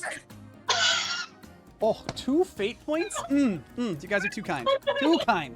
Well done. Eros, Well done. as Eros is saying it, I was like, No, I'm am not gonna not- do that. I believe you. Liz, what is your total insight? That's,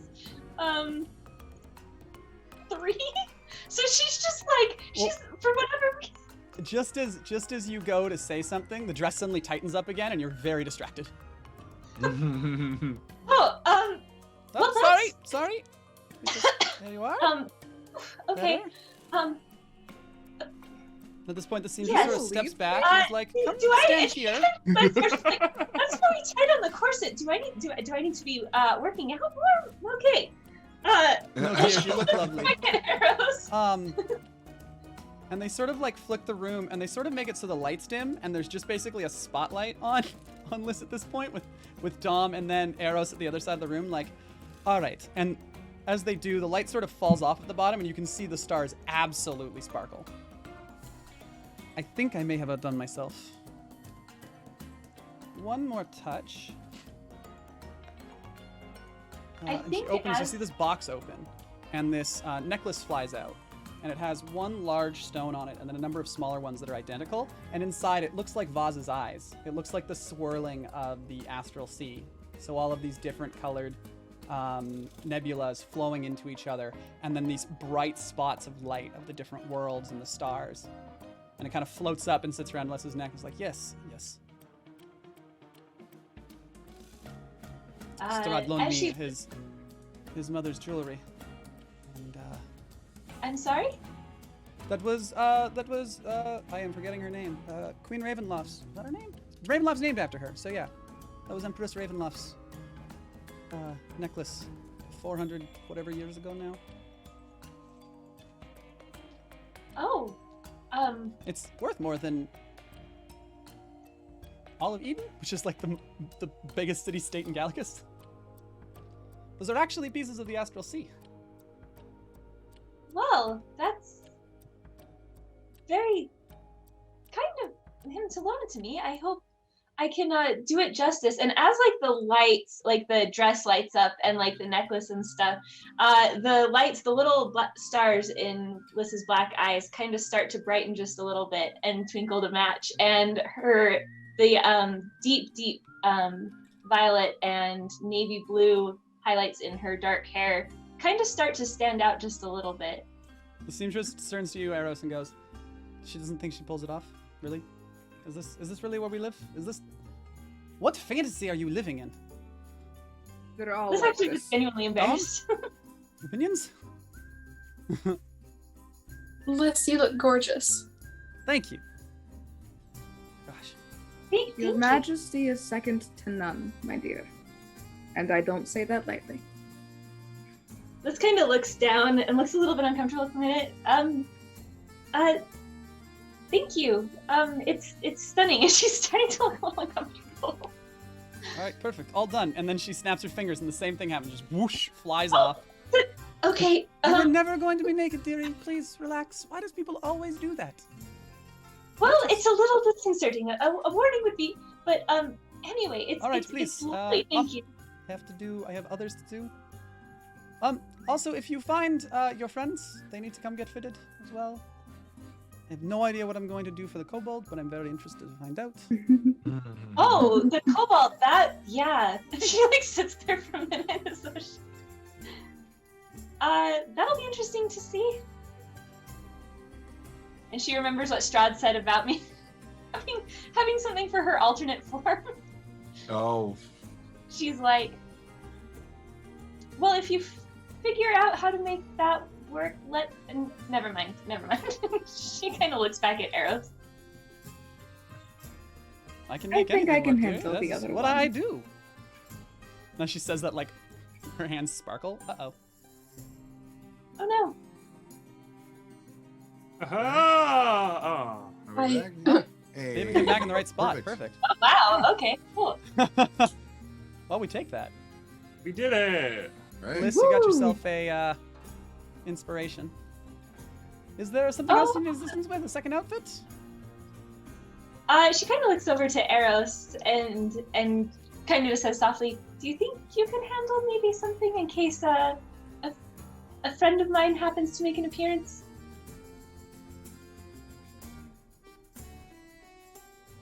I don't know how to explain that to or how many people I want to know. Maybe I'll take that one. I think I have something in mind. Lys looks relieved. Thank you. Of course. A little hard to explain. Meanwhile, in the garden, Ranagar. I was gonna say Ranagar is trying to find snails. Bastion is rummaging around finding snails. Ranagar is sitting beside Hee-Haw. As snails are just coming to them. Arm deep in like a rose bush, just like pulling it back out straight. Just absolutely getting shredded. You can actually hear a Like, yeah. sound as a big chunk of like clothing gets ripped. I'm like, oh, that's gonna be an hour of mending. Found another. How many of these are we getting? Oh, you just keep at it, Bastion. You're doing the Lord's work. Meanwhile, snails are slowly gathering all around Ranagar. Not that Bastion can see it from inside of a rose bush. Ranagar is like, Shh, don't tell Bastion. It's funnier this way. Okay, we won't do it. We won't do it. Hee-Haws. I thought you were gonna go aggressively French. I cannot do an aggressive French accent. And I like the idea of them being very fast. Snails gotta go fast. Oh Gotta my go god. fast.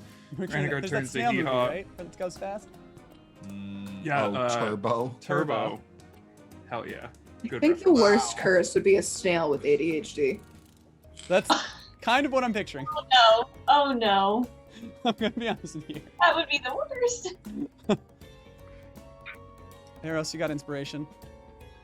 Gosh, it's like going in the hydrangeas next. There's. Yeah, I was like, Ranagar, why do you do this to your friend Bastion? Ranagar's like, hee-haw, I don't know. I guess I just think it's funny. He gets so flustered. It wouldn't be funny if he seemed upset, but he's like, I like when the mortals squirm. They just care so much about being alive. It's nice. It kind of makes me not want to be dead. Woof. I don't mean in that way. I mean in like a Christmas Carol, what if I'd never been born sort of way. Oh my goodness. White Christmas? But is that not the one? What's the one where he makes Christmas the Carol is where the ghosts. Damn it! No, what am I thinking of? White It's the one where the Christmas. angel gets his wings. Yeah, White Is Christmas. that White Christmas? That's No, White that's- Christmas. No, that's No, not right. It's A Wonderful something Life. else. A Wonderful Life. It's a And wonderful by what I said, I really meant A Clarence. Wonderful Life with Clarence. Should have named you that, hee-haw. That could be your middle name. Maybe. Hee-haw. Maybe hee-haw when you... Eventually you'll get your wings.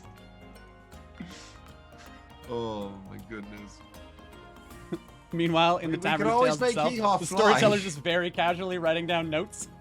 Hee-haw with wings? That aside for later. Oh, Okay.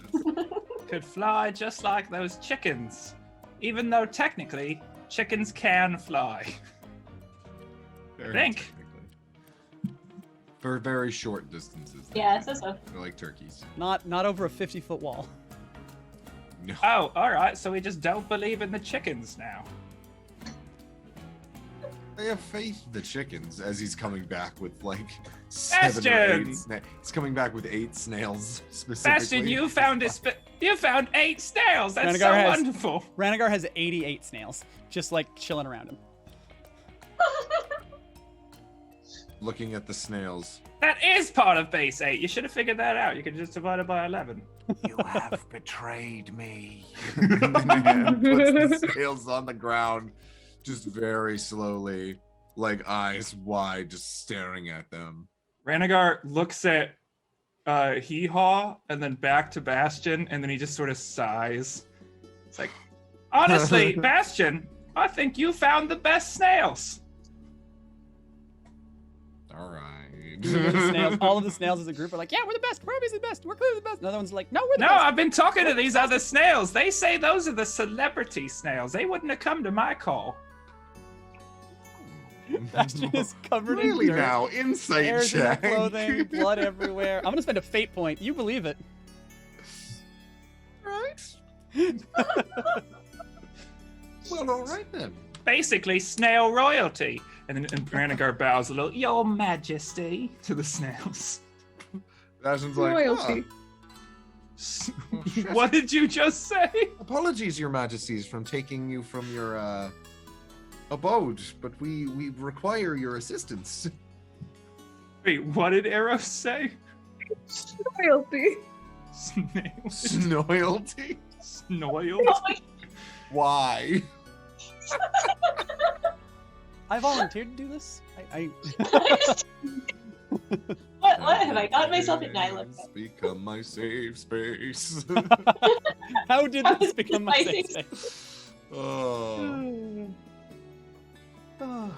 It's the trauma. Mm-hmm. But yes, Bastion bows slightly to the snails and is like actually convinced that they're royalty. For the purposes of comedy, Oh, at this point, Eros, having managed to find the others, come around the corner of Ravenloft, just in time to see Bastion going, Your Majesties, to these snails in front of them. Bastion will Wow. sit right up and lock eyes with Eros.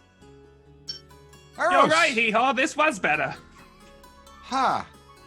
We found snail royalty to assist us in our endeavors. Oh, you did you? And Eros is gonna look over at Ranagar. You found snoyalty. Ranagar clutches his head, and it's like, why? As if he's in physical pain. 1d4 psychic damage. I know for a fact that is the name they prefer to go by. It is snoyalty. Ranagar looks at Hee-Haw again and goes, do I have to do this? Hee-Haw's like, yes. Okay. You're right, Eros. They are called snoyalty. How rude of me. Your snyness. Ooh. And I'm giving a Ranagar fate point reaches for that one, but I'm giving Ranagar Ranagar a reaches fate point down. for playing into this one. and he kind of moves his hands a little bit around in the dirt, and he pulls out little crowns that he puts on each of them. So that we remember. Yes. Perfect. I will number you each especially. They seem pleased by this. Don't tell Probably. the chickens, but you get to breathe fire. Oh, chickens. Bastion's just like embracing the absurdity. I of want, the when I entire do the introduction of all of the vampire houses, I want everybody to count the number of vampire lords when we get to the ball. And just keep that in mind while these pranks are ongoing. How many vampire lords there are. I regret nothing. Yet. Oh no. The Von Karsteins are gonna regret ever considering having it at their place. Consequences be- for I action. think Very that's the glad. goal here. Just making them like, okay. This We is better. understand now. I refuse to consider the consequences of my own actions. Yep. And consequences. Anyway. The chat is taking this to next level. Oh. Sname throwers. By the way, Bastion, Renegar, you two need to go see the seamstress as soon as possible. You have to be fitted properly. And Bastion, come see me afterwards. I have something for you. I am both intrigued and afraid. Trying to decide which of the emotions is stronger. And Renegar, when you particularly go to get fitted, let me know. Why would I go anywhere to get fitted for anything? Oh dear, you're gonna be wearing clothes. And I'll What? tell you why later. I hate this. They chafe. I'm so I'm scaly. aware. Should we... We should probably bring Hee-Haw, right? Oh, Putting Hee-Haw in it. Hee-Haw, do you want to be in a suit? That's entire... I mean, I think you'd look dashing. oh. Well- I could make you a doublet. Would I wear pants on the back legs or all the legs? The front legs? Where would the pants begin and end? It depends on your preference. I can do Well, whatever I've you'd been a like. person for like 3 days. I imagine that they would probably stay better if they were on the back legs, and then you could wear like a suit top on the front legs and meeting in the middle. We could try both. Like that, we could try both. We could try a Would- combination of the two. Would the bell go around the middle or around the front? Definitely the middle. Otherwise, that causes problems. Centaurs are a whole deal. Till this People are suggesting kilts, but I really just want to spend a lot of time on the logistics of donkey pants. Donkey pants are very similar to centaur pants. As I can get you fitted. we're on the logistics of donkey and centaur pants, we're gonna go ahead and jump into our break. So debate this as they head back up to the seamstress. Thank you guys so much for joining us. Please go bother Byrus. Get yourself some food, get yourself some drinks, and we will be right back as we Shout-outs. continue this chapter. Yes. Shall we do our shout-outs? Yeah. Dances with Dragons. I don't know if I said at the beginning. That's what the chapter's called. You're welcome. Fantastic. We're going to do our shoutouts here. We're moving our shoutouts to right before break. So please, during the break, if you could go and check out our link trees, it'll be posted in the chat. Go check out people's podcasts and their other pages and follow them in all the places. I'm going to have Patrick go first. Bastion go first. Omega. All right. Hi, everybody. I am That Great Gentleman everywhere online. You can find me in my link tree in the chat and at That Great Gentleman everywhere. You can also find me on The Writer's Room, which is a 7th Sea podcast. We have a recent episode up, which you should check out after the stream. And I think that's about it. I think that's all, yeah. Patrick Elva. I would like to go last. Okay. Dom. Hi, I'm Jet, also known as Rogio. No. Dungeons and Penguins. Whoa. Ranagard time travel you? You forgot? Dungeons and Penguins on all social media except for Twitter, where I'm D&D Penguin, and of course, find me here on Sundays. Vex. I'm Vex. You can find me on Instagram at Dancing with the Fae. You can find my link tree at Dancing with the Fairy. Yep, that's the one. And you can find me on various other social media platforms at Dancing with the Fae, Dancing with the Fairy, or on TikTok at Dancing with the Fae Court. I'm also on Twitch at Dancing with the Fae. I'll be streaming this coming week, I think. Friday? Someday this week. And you can find me here. So, you totally should. Blondie. I'm that one blonde nerd on TikTok and other social media. I can talk. I'm ADH Adventures right here on Twitch, where you can find us for shows on Monday night run by Halfling Wizard. I run a show Tuesday nights called Turning Point. The Tavern of Tales and I both play in a show on that channel on Wednesday nights, which is a lot of fun. Every other Friday, Circle DM brings Agents of the Circle to our channel. That's not this Friday, but the one after. Last week's episode was amazing. You can also find me Saturday afternoons for Heroes Arc, also run by Halfling Wizard. And of course, right here every Sunday. And my link tree I will throw in the chat. Patrick Lawler. You know where to find me. And you also know where to find me, right here. You can follow me on TikTok at the Tavern of Tales. But honestly, if you want to help out the channel, go ahead and throw this link out to your friends. Suggest to them they come check it out, because I don't know, I think we run a pretty good show here, and I would love to have lots more viewers enjoy it with you. So consider doing that. And I guess I'll throw out the Patreon if you are interested in any of the homebrew we do here. Behind the scenes, interviews, all sorts of stuff that we're working on for August. Check out the Patreon. And while you're on break and going and following all these wonderful people on all their different platforms, join us on the Discord, which is the best place to get all the information about what we do here, future shows, future content, etc. That said, we're going to go take a break. We'll be back in about 10-15 minutes. Love you guys very much. Patience. I hope everyone managed to get some food, some drinks, and properly harass Byrus. They deserve it.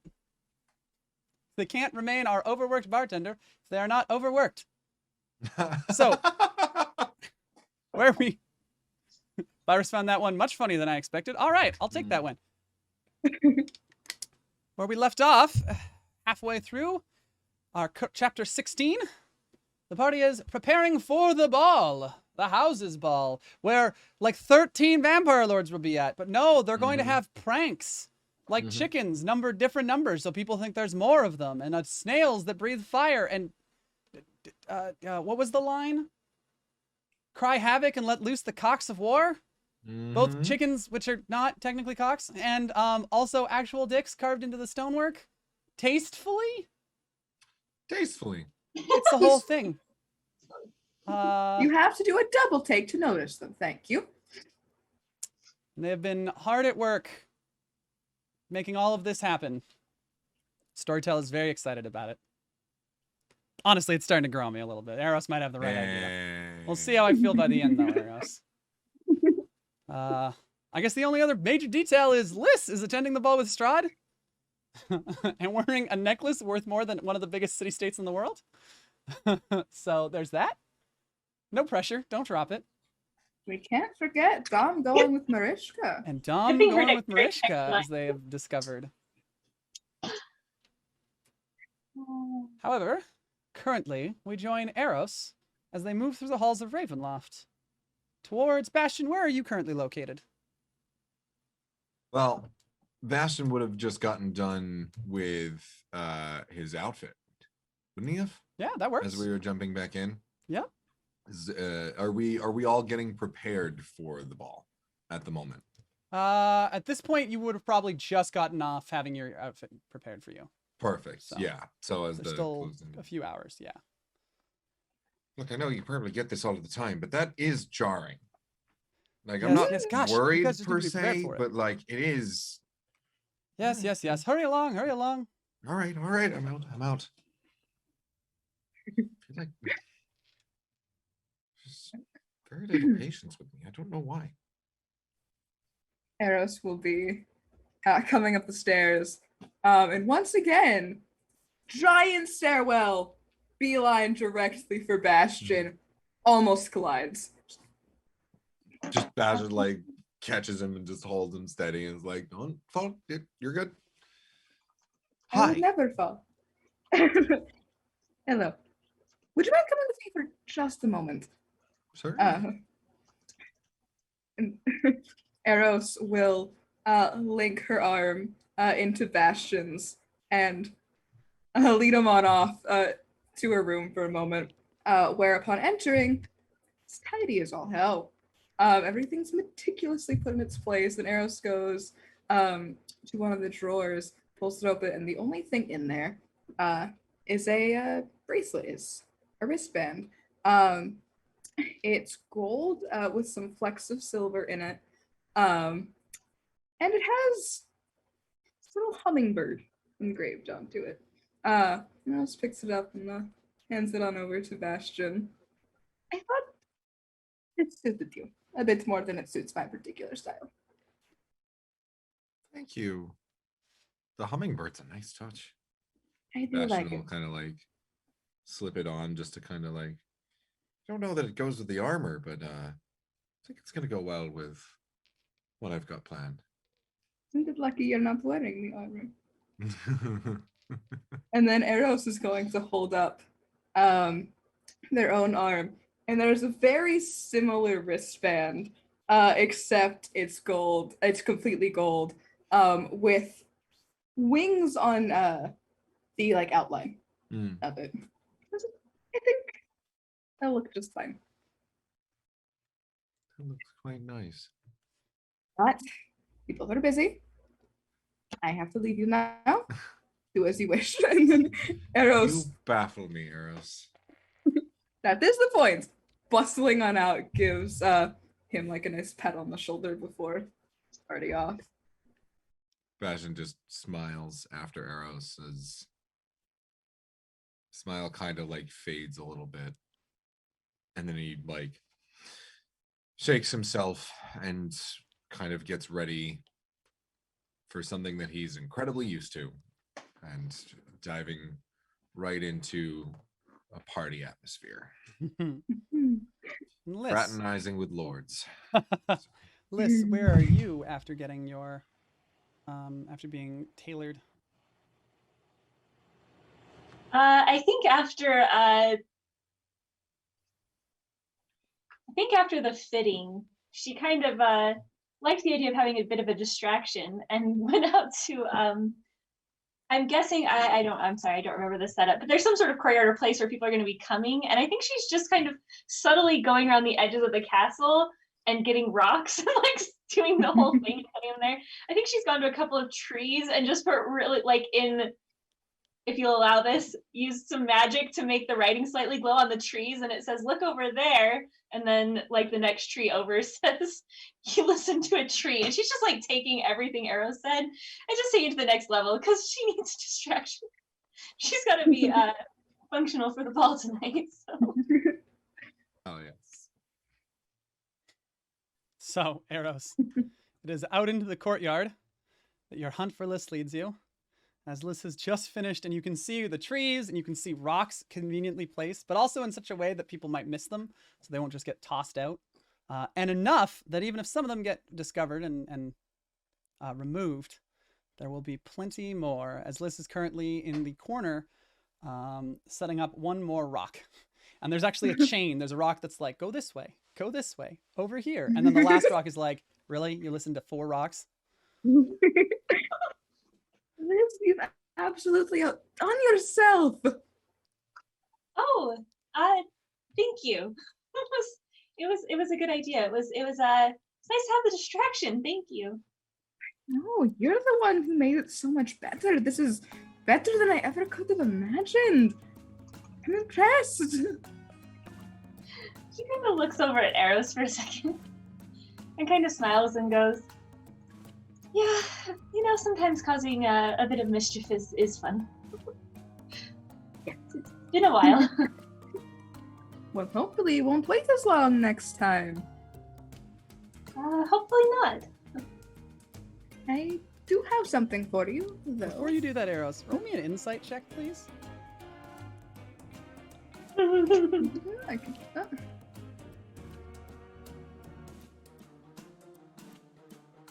That is a nat 1. For a total of 8. Do I have any fate points to change this? I'm sure do. I do somewhere. I certainly do. I have a fate point to change that very Perfect. easily.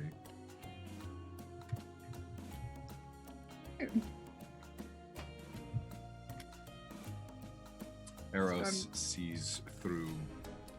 There is Liz's- something eerily familiar Yeah. about Lys's attitude and the way they're taking to this so suddenly that gives you an not unpleasant, but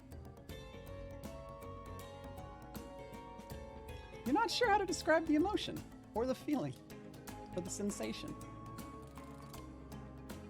Well, that can be buried until later. So, I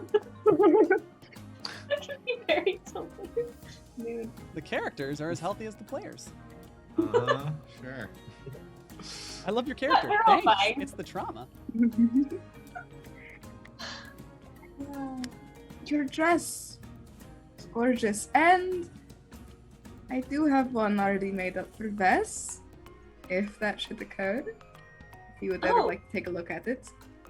Thank you. I suppose I should probably change to best, change into it, and then change back. I think that's maybe how this. I'm not really sure. That seemed That like. might work best, yes.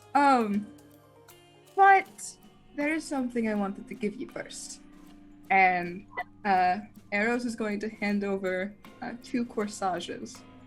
I saw looking at some flowers earlier, and I took the liberty of making these for you. One for Liz, one for Vess, so you'd never be without. Oh. And she looks like really touched as she looks at you. That was very thoughtful of you. Thank you. Of course. I'm just glad it matches both. That is the more important part of all. Do not have a fashion faux pas here. That would be disastrous. No.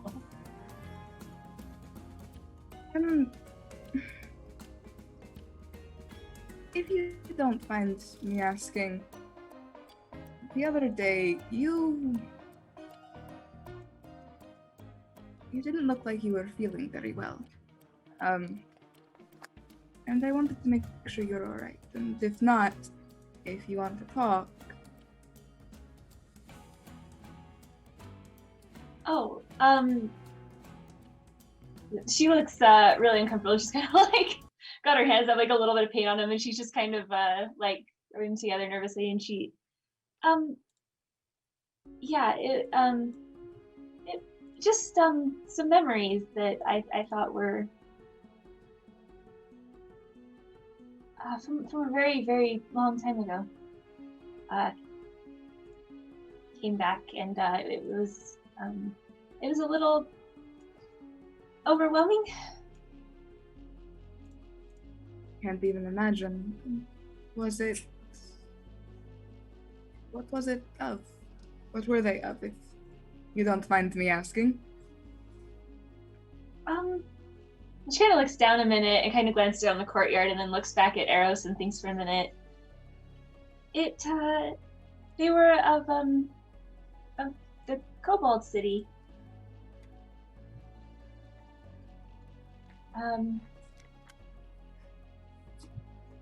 It's weird. I had vague memories. I knew it happened, but it was like all of a sudden a bunch of memories all came back at once. I've never had that happen before.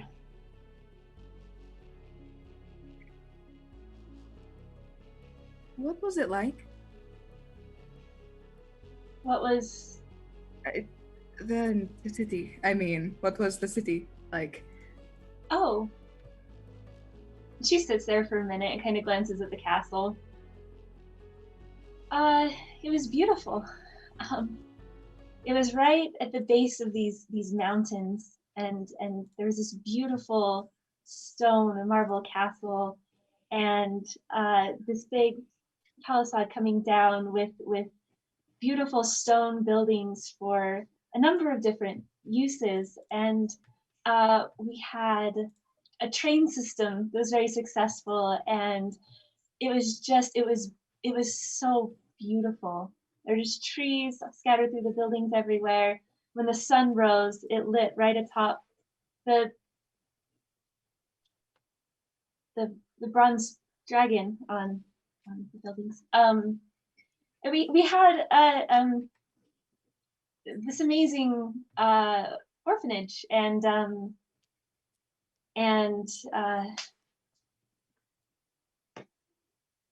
movie theaters where there were moving pictures that people could go and watch things, and it was extraordinary.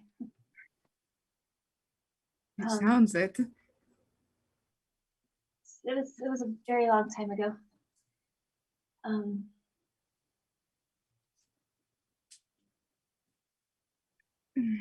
I don't mean to pry. What were the people like? Oh, they were stubborn, especially at first. It took a little while to get the kobolds to all come together and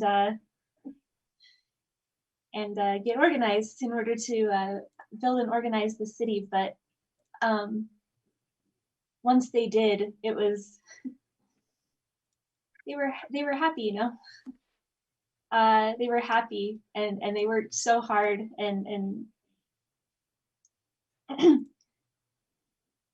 took a lot of pride in the city. It was, I don't, memories are still a little hazy. Of course. But they were incredible.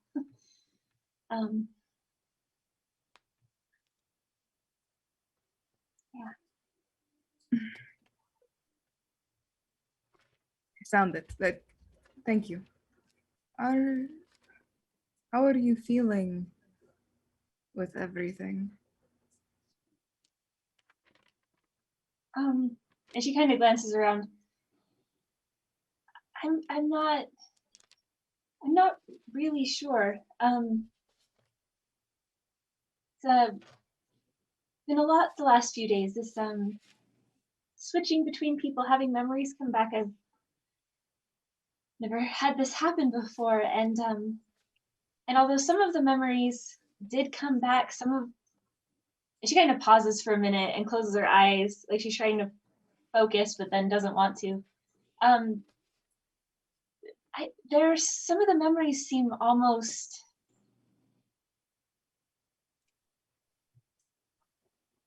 I remember something happening in the city, and then a lot of emotions that are jumbled, but it's like I've hit a wall, and then I woke up in a new place. And I don't really remember what happened. I mean, I've heard some. I know it's anyway. Yeah, It's been a long last few days. How are you doing? I'm all right. Are you really? Of course, pranks are going well. Setup is lovely. Everyone looks gorgeous in their outfits from what I've seen. And my own, seamstress project has gone just fine. Can let's make an insight check on Eros. Yep. Let's see if we can not get in that one. Oh, good, a 6. Okay. We're an insightful bunch. Yeah, but she's. I think she's 14. okay. 14. She believes that. Okay. Well, it's good. It'll be an interesting night. Absolutely. Do you know how everyone else is doing? I haven't been around everyone a lot the last few days. Dom seems much happier now that they're no longer insisting on wearing pants. And he does look dashing, I might say. As you know, you've seen him. Bastion seems to be doing well, from what I've been able to tell. And I'm going to go visit Renegar in just a moment, so. Why did all of our pictures disappear? Yeah, I'm fixing it right now. Ooh. Cool. We are the void. Behold Behold us, and we shall The be pictures are like the blackness in my heart. Oh, God. Our souls are showing. Just kidding. Souls are showing. I Oh, am ready no. to be an art poet. Give me 1 second. This- We have become our characters. That is all that is left. That is all. You mean that wasn't how it was to begin with? Shut up! You're wrong. The characters and the people, all perfectly happy. Oh, okay. I'm Oh, fine yeah. with just Jet. I am totally fine with just Jet. Just All right, me. Jet and Andrew. Oh. That's okay. I don't love the order we're coming back. Best for last. Oh, best for last. Oh, okay. This feels personal. Oh, I'm just a text Oh, yeah. box. We all know that Dom is. Sorry about that. so- Zoom minimized itself, and Obviously, we were brought back in level of importance to the Andrew. yeah, it's Oh, definitely. wait. Andrew. I'm the most important. You are the Yep. most important. Obviously. You are the most important. If we were the Planeteers, you'd be Heart. See my The what? lovely axe. I X. and my axe. Now, where were we? Right, trauma. Yeah, Aaron just said they were going to visit Renegar. Yeah, I do need. I would love to stay and talk, and I love the work you've done. I have a few other things to get done, so I do have to bounce. But Okay. Is the dress, it's waiting for you in your room. Already finished. Okay. I hope Renegar's doing okay. And then she just kind of looks back down and grabs another rock and turns around. Sure, you'll find out soon enough. And Eros will. Yep, to go find Renegar. Where is Ranagar currently? Didn't we go to get fitted? Yes. Ranagar is currently being fitted and is being. How do I put a brat about it? Yep. To the point where Eros, as you walk in, the person's like, you know what? It's fine. I will just leave this. Yeah, Eros, wonderful. Please, he's all yours. And she just Every time the seamstress like moves anything or does anything that Renegar doesn't like, he just spits fire at them. they're a red dragon. They're dragonborn. They're fine. Yeah, I figured they would be, but that's not gonna stop Renegar. Ow! Pa! Just a ball of fire. Every time they get hit, they poke Ranagar again. You're not gonna win will- this fight. Ah! I will take it from here.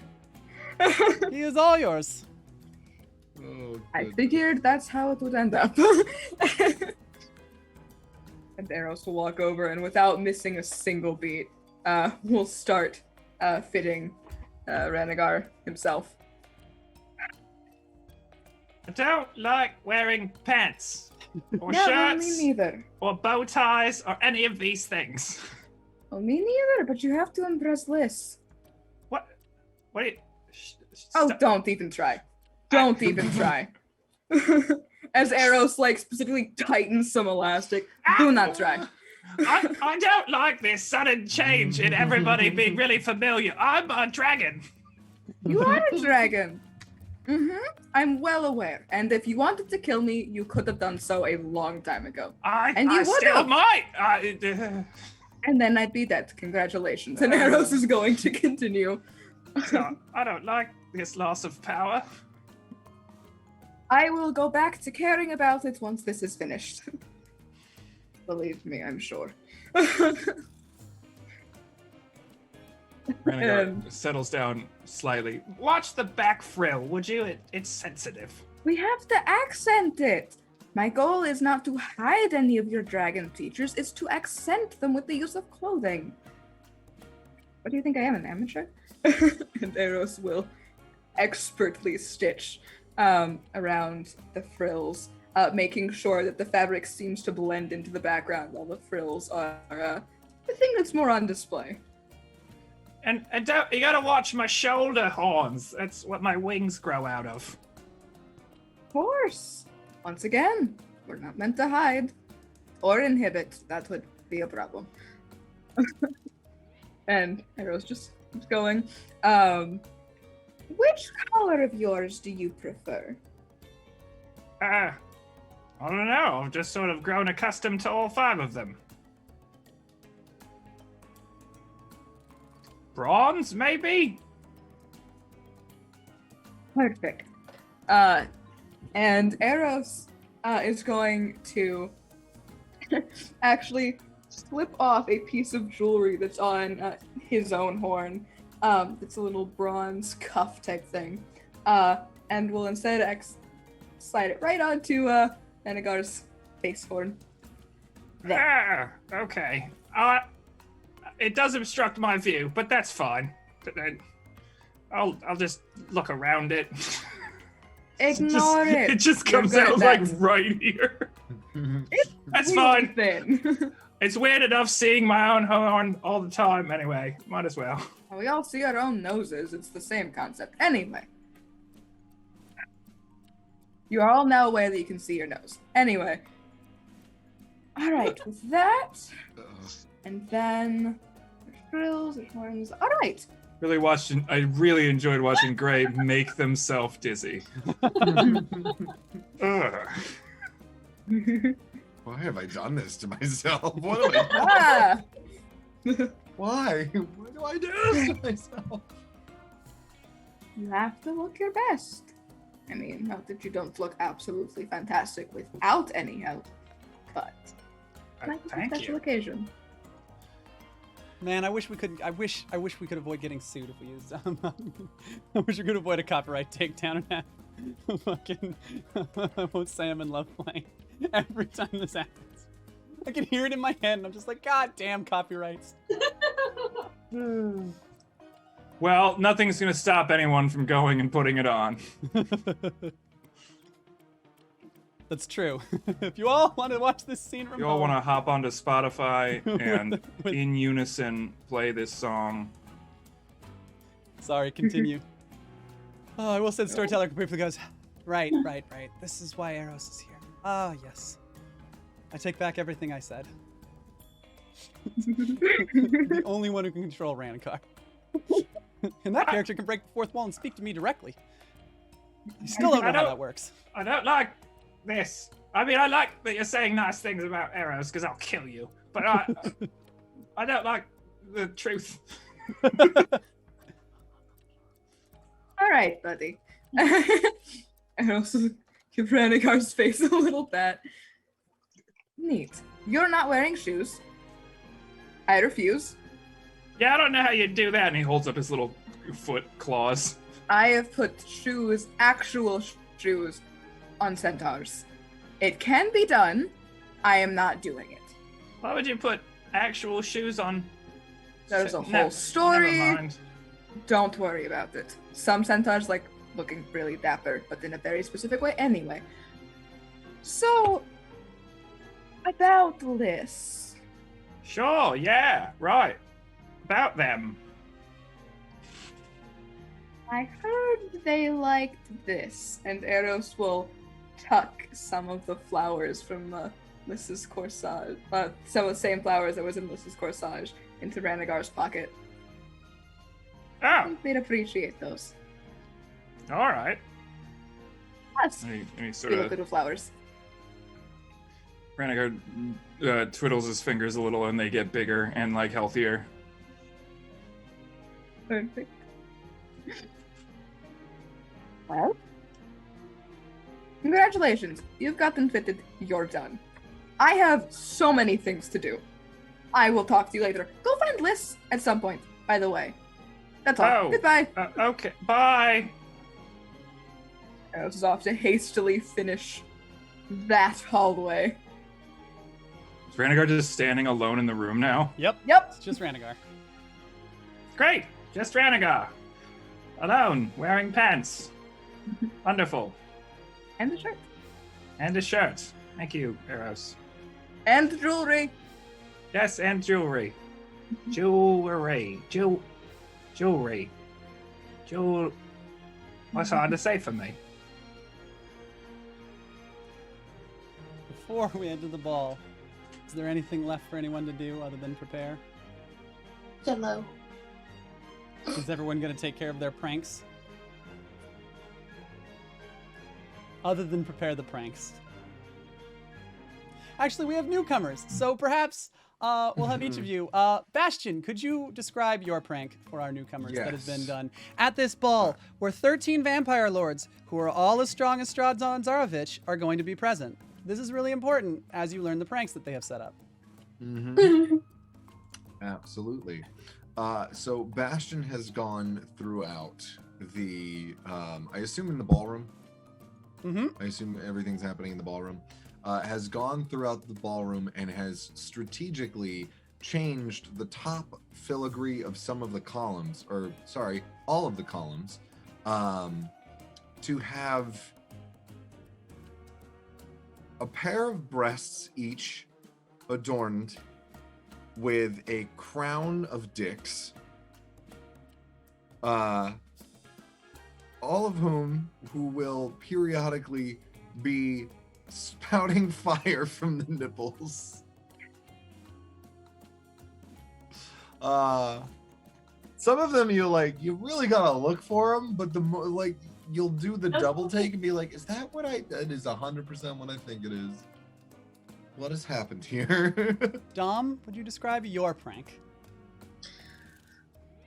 So Dom would have taken a few just random items, I don't know, and then a lamp, and just kind of encased them in jello as he snuck into the kitchen. And would definitely go around to some of the pastries, and then would make a dick-shaped cookie, and then just going around and making them dicks and tits, I guess.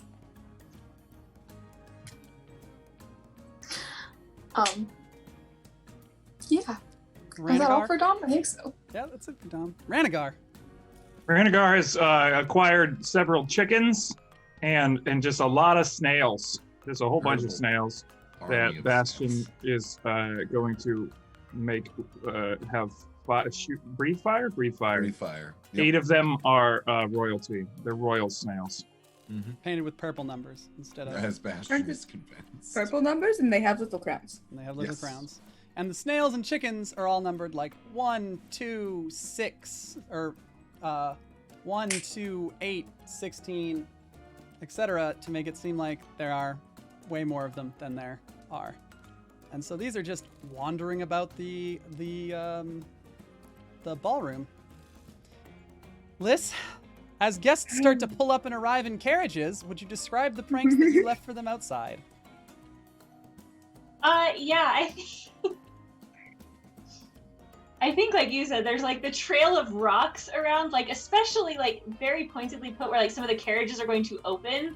There's little writing in the cobblestones, which made it very subtle. So there's things like go this way, and just random messages like where if somebody was looking and did a double take, they might get confused and try to like read it.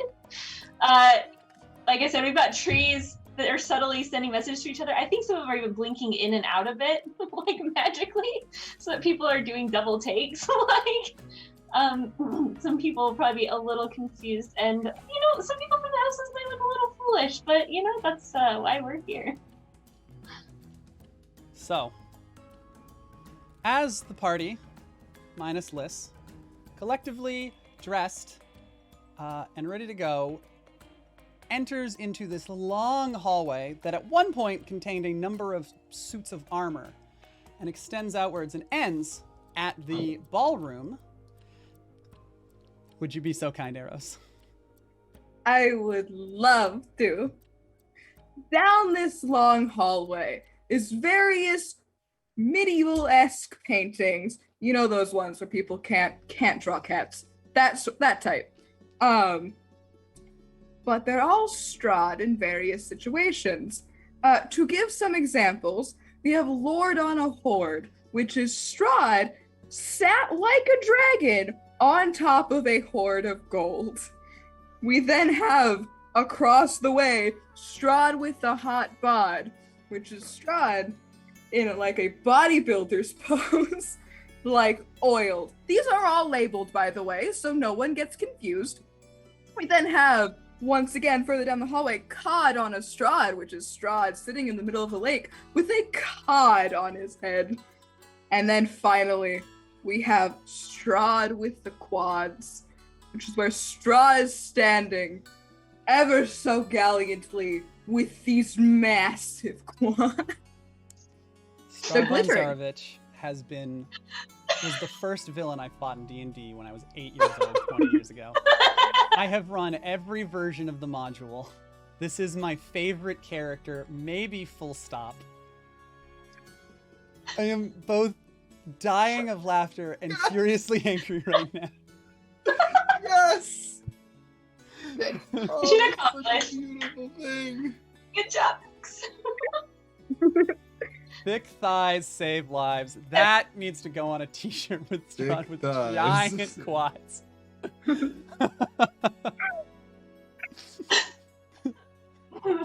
Oh gosh. I want every single one of these on a t-shirt. There's so many. Everybody get on the fan art. There's so many. More of us need to develop artistic abilities. Uh-oh. Oh, no. Well, that's what they get for those fucking puns. They were Oh, you didn't even hear the fucking puns. Goodness. Great. I've done this to myself. Yes, you have. And all of us. You've done it to all of us. You are The party the travels creator through of this your own. area as guests sort of walk down the halls and are glitching the entire time. For our newcomers, this is a shadowy copy of a real Barovia. And here, it's kind of like WandaVision, where everyone is being forced to play a part and live this role and pretend that this is the real place with this history and these 5 houses and all of this is normal. And things that are just too far out of the normal cause them to glitch, where they sort of freak out and reset. Of course, if they reset while still looking at the thing that glitches them, they keep doing it. So as guests, as vampires in aristocratic outfits, walk through this hallway and past all of these pranks outside, they are constantly glitching. And just the whole way down the hall. And Eros with this giant shit-eating grin watching this occur as they very slowly move down the hallway into the ballroom. The ballroom is in the back of Ravenloft on the ground floor. It connects to the grand staircase room and the long hallway that was once lined with suits of armor but now has photos of Strahd that both make me laugh hysterically and pain me greatly. Both as the storyteller and as me. Our goal has been achieved. At the other end of the hallway is a set of double doors that open into a massive room. The roof is domed and the walls are lined with stained glass windows. Each has one of the 5 house lords, along with their homes, the castles that they live in. There are several fireplaces around the area lit and assisted in lighting the room with glowing orbs of white light that just hang from the ceiling. A long table with a champagne fountain and glasses and other various drinks is on one end, and a table with finger foods from all over Praetor on the other. A band is situated in the center wall opposite the entering doors, playing tasteful and beautiful music.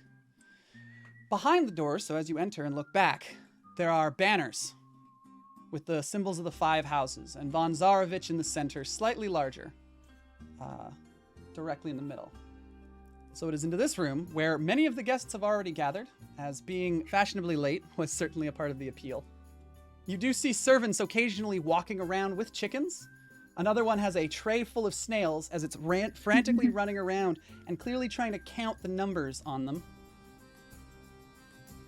Many of the nobles glitch and then seem to completely ignore the pranks once they've glitched enough times to hide them. Most of the guests look to be vampires. Various members of the aristocracy wearing puffed up, overly complicated suits or dresses.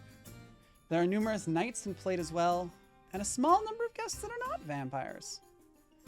There's a trio that stay close to one another, and guests filter past them to speak to them. They are clear a topic of interest. The first is a short but built man, about 5'5", and very toned. He wears a very simple suit that is barely big enough to contain his rippling muscles and tan skin. God, I was tired when I wrote that. Beside him is a taller woman, 5'8", darker skin. She wears a long, elegant black dress with overlapping silver details and a long, tattered cloak over top. Her hair is dark and pulled up. Beside her is a slender young man. He has long black hair pulled into an intricate braid. He also wears a simple, well-fitted suit and is getting noticeable attention from several individuals across the spectrum of genders. He looks mildly uncomfortable with the attention, and both of his companions seem to consistently be taking turns running interference. There is another individual that stands out. I will point out that those of you with a higher, we'll say above 15 passive perception, do hear them talk about them as being the hunters, which you have heard of before, the 3 hunters that specialize in werewolves specifically. There is another woman that stands out, seated in a corner, getting less attention, but still occasionally individuals will walk over to them. They're clearly fey. Opalescent skin, you're welcome. She wears an elegant jet black ball gown with raven feathers along her shoulders and on the main part of the dress. Occasionally, as I said, guests come to speak with her, and then as you look at her, flying down from above, a raven comes in and settles on her shoulder and seems to whisper in her ear, and she grins to herself. None of the lords of Barovia are present yet. As Strahd has informed you, they will be paraded in, as is customary. So there is some time before that will occur for you to enjoy the party. I think we've gotten descriptions of what Bastion and Ranagar are wearing. That is a good point. Bastion, if you would you kindly?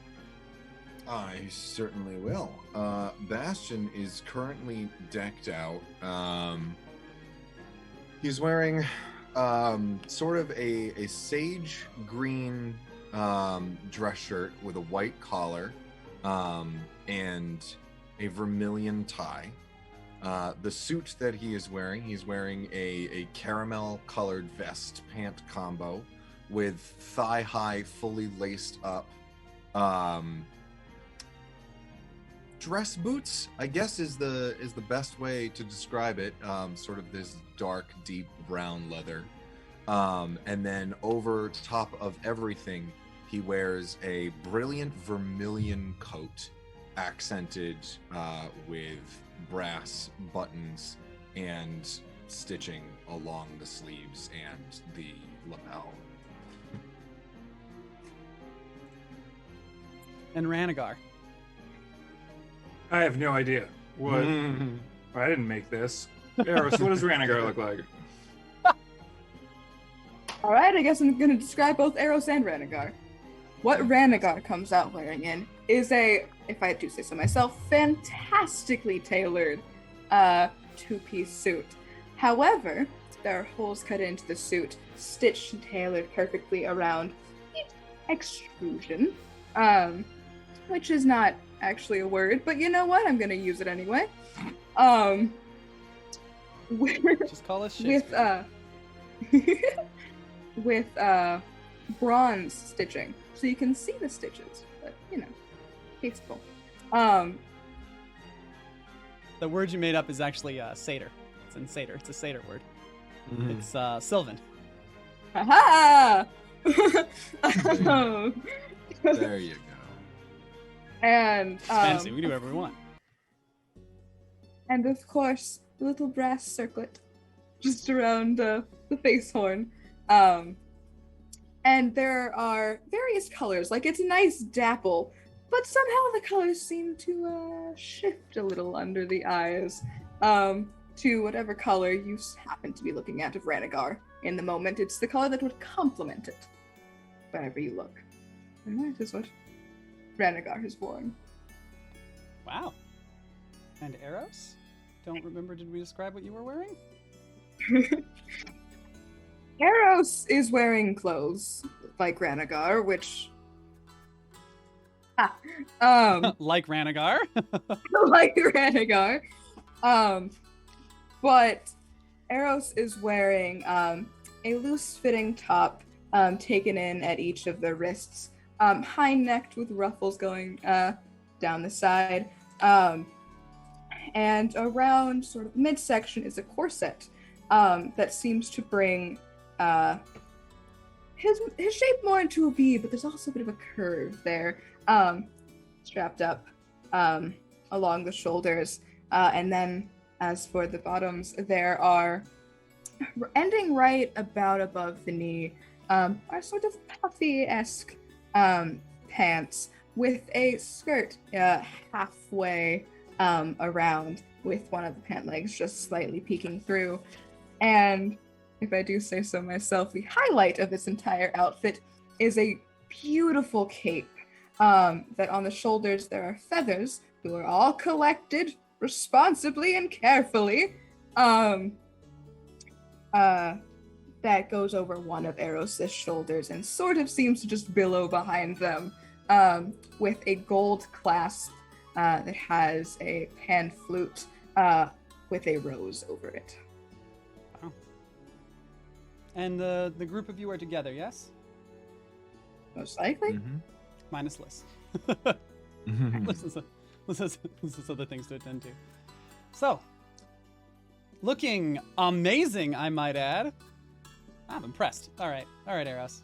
Maybe you're becoming one of the storyteller's favorites. This is pretty good. Pretty good touch. I have to admit, Eros. I'm a fan.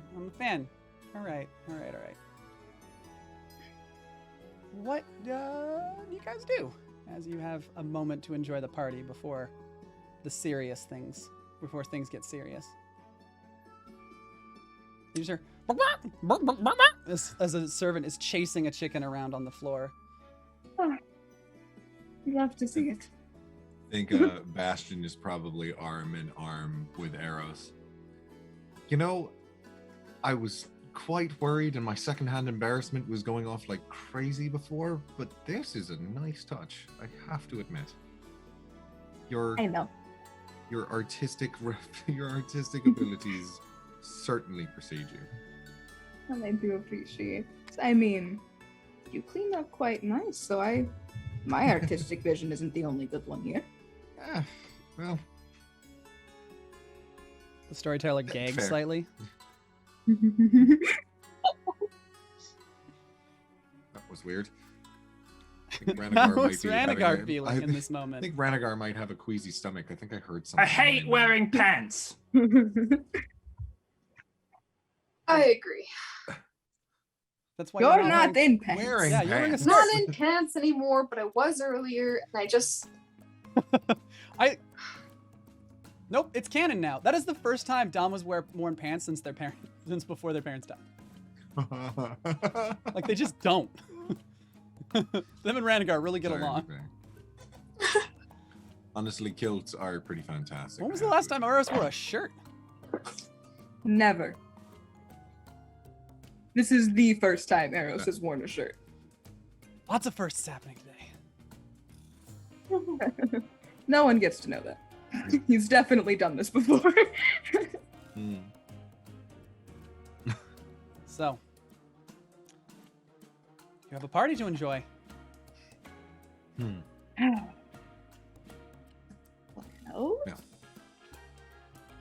I am I making the decisions here? Or are we making the decision? Who do we want to discuss with first? I feel like we should probably do some fraternizing with the enemy. You guys are adorable. Have you never been to fancy parties? I have, but they're usually, I don't know, a little more stuffy than I usually. I tend to apologize. enjoy. Thank you, chat. I forgot about the most important member of the party. What is Hee-Haw wearing? Where is he, Clarence Haw? Oh, Hee-Haw hasn't arrived yet. Okay. Okay. all right. I was gonna have Hee-Haw make an entrance. Okay. Fair enough. Oh. What did you have in mind? Right. Well, at events like this, specifically as well done up as we have made it, I do say we've outdone ourselves. We have run of the mill. Take your pick. Whoever you find interesting and think you can get the best word in with, by all means. For goodness sake. Eros is going to push Bastion towards the three, and then is going to hook arms with Dom for a moment and sort of like slingshot him over to the woman in the corner. Then gonna look to Renegar. You have more sense, I'm sure.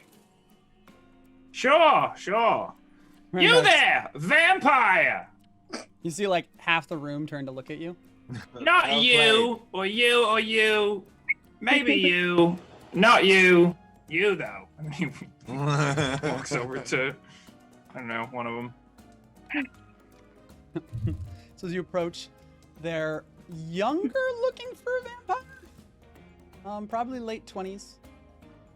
They have more of a. They've got more of. You've seen Manfred had this as well. They have more of the bat-like features. So they have very sharp features around their cheekbones. Their eyes are a little more sunken in and a little bit almost rounder. And their fangs and their mouth, their chin is a little bit longer, and their mouth is just a little bit bigger with bigger teeth and more bat-like ears, like not even elf-pointed, like very large ears that are starting to get that almost bat shape to it. Yes, can I assist you? Nice face! How are you? I am fine. You must be the little dragon. Oh, don't sound so excited about it. I am not. Ugh, I dislike you. Renegar just walks away from them. Oh dear. So Bastion. Off to find someone much more fun. Bastion is shoved towards the three hunters. Greetings, folks. My name is Bastion Vrant. It's a pleasure to make your acquaintance. How are you doing this fine evening? You seem a little bit out of sorts, out of place. Especially you, as he turns towards the younger ones. Don't worry. We're all friends for the Outsiders moment. here. Yes, we are aware. That is the man speaking as he goes. Yes, we've heard about you and your friends. Fellow outsiders to Barovia. It is a strange and unusual pleasure to. Oh, indeed. And he'll go around shaking each of their hands. It's honestly a bit of a reprieve to, have some folks that understand a little bit being on the outside of the inner circle, as it were. How did you folks come to be here? I understand very little about your sort of place here. The woman speaks up. Well, we had originally been summoned for with a bounty advertisement, and then when we found this place much to our liking, we opted to stay. And, have continued to hunt largely werewolves at this point, try to maintain some safety for the roads. They are kind of the biggest threat at this point. I am Moros Vikel, by the way. This is Moros. Dalio, and Silas. And so Dalio is the larger man, and Silas is the very slender, thin, younger individual. You would call him a boy. He's probably in his early to mid 20s. But you can tell he's older, but he's got that face where you're like, oh, if you shaved, you would look like a child. Mm-hmm. Like very much just growing out their beard to hide the fact that they are, to try and hide the fact they are a child. Don't I make don't that know what face at that's me. like at all. It's a self call out here. Fair I feel like enough. you're insulting Dom. Right. Moros. Dom is a Delius, child. Service. Pleasure to meet you all. And you, How has Bastion? business been? Curious. Slow lately. The werewolves have maintained their dens, and that is one place that we do not go. I think that's We have a strange relationship with them. They ignore us and we ignore them unless we can't. And that's usually when they are on the roads and attacking people. So there's kind of a boundary. If they cross the boundary, they know we're going to fight. And if they don't, and if we cross the boundary, we know we're going to get eaten. And then in between that, it's... How do you control a pack that big, even if you are Grave? right. Speaking of, actually, you were mentioning that you were not originally from Barovia. Where do you hail from? Silas and myself are both from Kalos. We grew up there with elven relatives. Silas is elven relatives. I just was there with Silas. And then Dalio will not tell anyone. And the larger man just sort of... Also, he does not speak, just to be aware. Do I recognize anything about Delio's garb that might hint at... No, he's wearing origins? like a very basic suit. Like Gotcha. you get some Eros and Ranagar vibes where he was very much crammed into something that kind of fit because he couldn't not wear what he usually wears. Yes, I have no idea where he is from, but such it is. But yes, we were requested here by Lady Lysaga to help with the werewolf situation, and here we are. So are you here as guests, or are you here... We are here in the castle To as work. guests. Fair enough. When you do enough good work, the houses will reward you. It is what it is. It's how the As nature we- of things here. As we certainly have experienced ourselves. Very well. Don't let me stop you. Is there anything I could perchance get you free to drink? If None of us drink, thank you. Keeping sharp. I Something like appreciate that, that. yes. Very, very much so. Well, it was a pleasure to meet you three. And you as well. If there is anything you'd like to discuss about, any questions you have for me? Oh, I'm sure Feel there free are to many ask. questions, and they'll dive into a conversation mostly about your background, where you're from, all that stuff. While this Sure, yeah. conversation is ongoing, Dom, stepping back in time, Dom has just been slingshotted towards this this woman in this long black dress with the raven, and the raven kind of looks over at Dom, just sort of like not dangerously, but just sort of like looks at it and like nips its beak, like it's like questioning what Dom's doing as it comes over. It's just sort of tracking you, just like.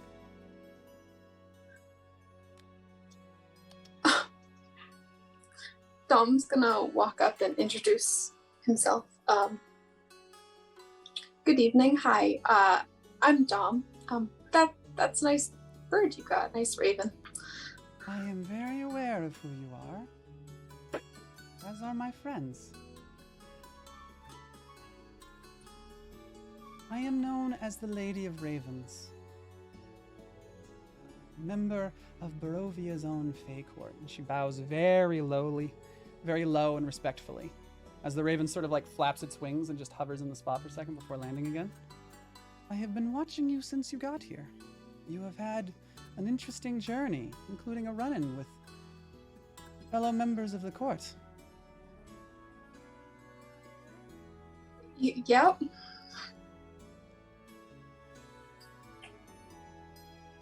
Do you wish to perhaps explain?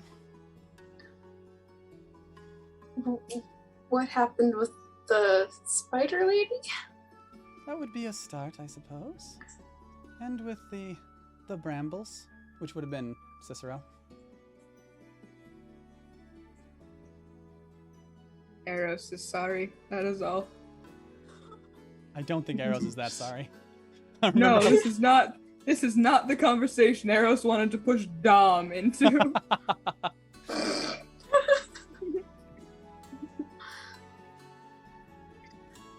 Well,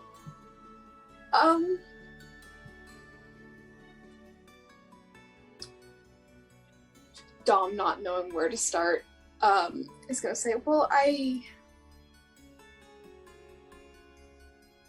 I don't have the words to explain this right now, but I could grab a good friend who could help. No, I would prefer it from you, Dom.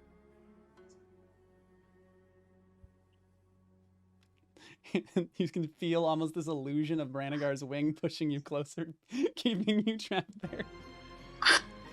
Just in your head. It's gonna grab arrows to help. As you go to fly away, the raven flaps in front of you or walk away and is like, come now, Dom, in your own words. Well, she attacked us first. That is fair, and a good reason to defend oneself. And what about the brambles? Brambles. Well, it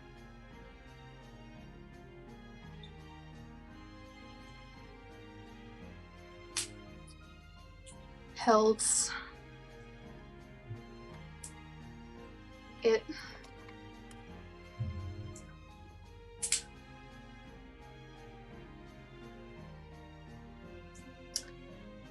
Well, the brambles was Eros's brother, I guess. And why would you kill, or why would Eros kill Eros's brother? Because he was in pain. Good. I am glad that you told me the truth. It was a kindness that was paid upon that poor creature. And I will not weep for the Queen of Spiders. She's but a fool. And a dead one at that. But I did want to make sure that you would share with me the truth. I did watch it through my friends. Raven sort of like leans in very close. Dom will reach out to edit. As it goes to go back, it stops and it's like, yes, this one does like you. I'm sure that he will keep an eye on you when you need. Rejoin your friends, Dom, but know that you have passed this little test. And there will be more for us to discuss. Dom will just kind of nod awkwardly. Well, thank you for this conversation, and then we'll turn and walk away. Yes, they are a bit strange, aren't they? You just hear.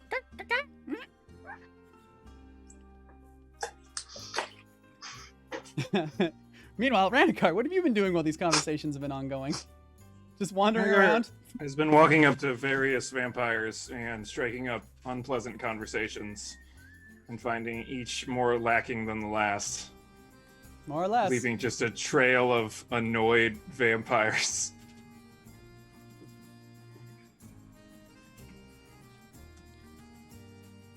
It is at this moment, as Ranagar is mid-annoying another vampire, that a bell rings out. The Chamberlain steps through the double doors. Lords and ladies and distinguished guests, please stand and pay homage to the masters of Barovia. The gathered guests part around the main door and take to the edges of the hall, leaving the floor free, and I assume everyone follows with them? Does anyone just sit in the middle of the hallway? Of the floor? There's some quiet murmuring as the doors open, and the Chamberlain announces, oh, see if I can get that accent. Lord and Lady von Karstein. Attended by Sir Conrad von Karstein. The pair enter with their bodyguard close behind. Like the other knights, Conrad is in shining full plate of deep crimson. Despite the polish, this is clearly practical armor, and repaired rents and dents are visible across the length. Wrapped around his waist and up his back are gold and silver chains that end in long, sharp blades. His hair is short and combed back, and his face is twisted, with sharp lines and a permanent scowl, and his crazed eyes dart around the room as his whole body vibrates just a little. Vlad and Isabella look very different. They are calm, even smiling a little, as they glide into the room hand in hand. Vlad wears an elegant suit of layered blacks and grays, accented with the dark teal of his family's crest. Isabella wears a beautiful dress with lace detailing and a tasteful collection of jewelry, every gemstone matching the color of their family. Both have narrower, more bat-like features. And they begin to circle the room, nodding and greeting some of the assembled guests. Eternally dutiful, Vlad says loudly, his family's motto echoed by members of House von Karstein in the crowd. Matron Morveau. It strikes as odd that they do not say a full name. Attended by her children, Sir Lady Borgon Morveau, Sir Uvi Morveau, Baron Gregor Stonecutter, Sir Toravar Morveau, and Lady Vorves Ken. And you can see the Chamberlain take a deep breath after announcing all of the family members. All of Matron Morveau's adopted children. And House Morveau enters. Matron Morveau is a towering orc woman at 9'6" in an elegant purple dress that hugs her curves perfectly. She wears little jewelry, only a simple gold chain, and is stunning. Borgren, her biological daughter, also wears a similar dress to show off her figure. Sir Uvi, the elf, wears her plate, shining platinum with a purple cloak that wraps around in entirety. Gregor the dwarf, and who you have heard of as Baron of Krezik, also wears plate, but of deep onyx, with gold detailings. The shoulder pads come to a sharp, threatening points. His long dwarvish beard is pulled into 3 tight braids and held in place with gold rings. Beside him, his brother, Sir Torvar, wears a dark-colored suit with purple shirt and other purple detailings, would accent his gray, muted, oh god, I can't speak, scales as a dragonborn. It is the last member that draws all of your attention, though. She wears an incredibly intricate dress of silver and crystal. On her head, between her horns, she wears a tiara with chains that extend downwards and behind each ear. Her lips are a deep purple, which contrasts sharply to her lighter purple skin, as Lady Vorves Ken takes up the rear of her family. Her skin color is familiar, harkening back to a once companion, to the memories of a once companion and certain events that you were informed of from memories they were given. Family first, Matron Morveau declares. Before her family forms a single file line, it is the same circuit as the von Karsteins. The motto is again echoed from the audience. Next is House Volstov. Lord Commander Vladimir Horngold and his husband, Sir Godfrey Gwillem, accompanied by Sir Ovlis and Brachus of House Volstov. Horngold is a simple being. He looks angry.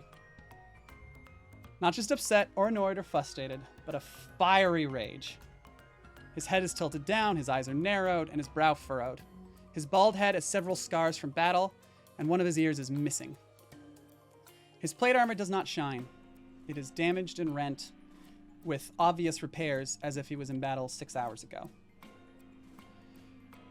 Beside him, his husband is a sharp contrast, also wearing full plate. He has cloth accents of their house's green. Godfrey's white hair hangs free with the hint of curl on the end, and has a large smile as he waves to some of the individuals in the audience.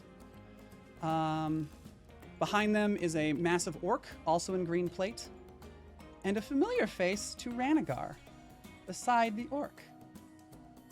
Long, sharp elven features, a handsome face, long brown hair pulled back into a bright braid. He wears a dark suit accented by green, which is rapidly becoming clear to be the fashion of Barovia. He wears a smug smirk as he looks around and spots you, Ranagar, gives you a small and respectful nod, as you remember someone who you met on the road many chapters ago now, and briefly mentioned serving a master who might be able to assist you in returning to your dragon form. Oh, yeah.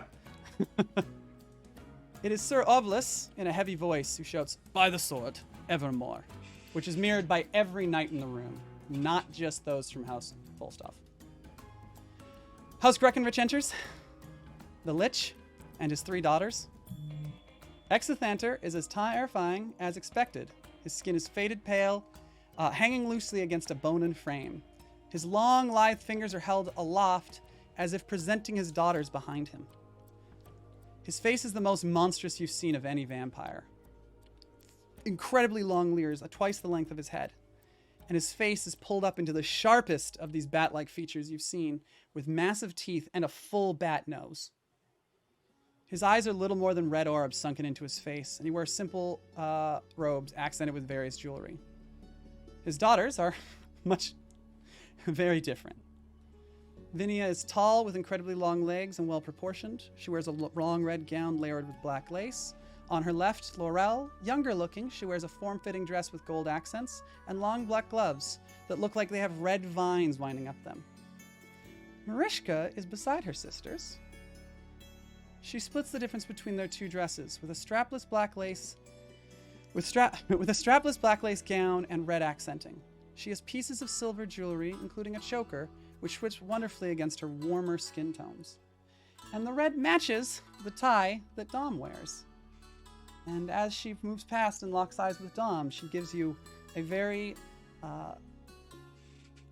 excited wink and a smile. The three sisters hold their hands above their heads, saying in unison, "Willingly bound." There are very few that echo it, but each that do look to be a mage. And the final house, Lady Irina von Zarovich and Lord Sergei von Zarovich, accompanied by Lady Laxaga, mother of Lord Sergei and Count Strahd, representing House von Zarovich. Irina enters. Like the first time you met her, her approach is heralded by the clattering of her tall heels. She wears a deep burgundy ball gown. Holding her hand is Strahd's brother, Sergei. All of you have heard stories of Sergei von Zarovich, the loyal younger brother of Strahd, who many consider better looking, kinder, a more skilled orator, and just generally more popular despite Strahd's many victories. He was to be emperor after Strahd abdicated the throne, but was killed by Strahd the day Strahd became a vampire, the first vampire. He is a legend in his own right, and wears an elegant bat suit with black buckles, making the vest almost a corset. His outfit blends perfectly into thigh-high boots with detailing. In place of a jacket, he wears a capelet, which the puffy white shirt underneath is visible as his arms swing. His hair is jet black and incredibly long. Both Sergei and Irina are smiling warmly. Behind them is a vile-looking woman. I do not say this lightly. While her burgundy dress is tasteful, with a green corset and silver accenting, she herself has an unsavory energy. She smiles brighter and more fully than any of the others, and it gives off a very unpleasant vibe. Like someone trying too hard. Her red hair is worn up, held in place with silver chains, and her fingernails are incredibly long, twice as long as the claws of any vampire you've seen. She waves enthusiastically to the audience. Sergei proudly calls out, "Immortality through legacy, legacy through conquest," and it is echoed by the other members. Now that all 5 houses are represented, the Chamberlain announces, "The Master of Ravenloft, Lord of Barovia, Count Strahd von Zarovich, attended by one of the heroes of Barovia, Lys Plainbender." And Strahd enters. He wears knee-high black boots, fine gray pants, and a white doublet, over top of which he has a blue coat with gold accents and his black cape. His long hair hangs free, and his green eyes stand out, especially after the parade of red eyes. He looks almost though as he's gotten 5 years younger. And his hairline isn't as far back, he has far less wrinkles. Whatever is happening to Strahd appears to be happening quickly. And Lys, if you would re-describe yourself for us again, please, as you enter, or describe yourself as you enter arm in arm with Strahd. As she enters just behind him, she has a dark cloak over her dress, and she pulls a string, and it just slowly kind of falls away. And it has the top. Oh gosh, I can't talk. I'm sorry. The top is a deep red. The sleeves fall off the shoulder with a sweetheart neckline, and it goes from the deep red and a tight-fitted bodice into a full ball gown. And as it goes, there's an ombre as it goes down from deep red into black. As it goes down, there are more and more twinkling magical stars in the gown. They get thicker towards the bottom, where it comes to black and trails out behind her. The necklace, as you described, is there, and pulls out the colors, the deep dusky purple and and navy blue in her hair, and the sparkling stars match the sparkling stars in her eyes, which shine brighter as the dress is revealed. She walks confidently out, definitely giving an air of both power and respect as she accompanies Strahd out. But let's start with Eros. What do you think when you see this?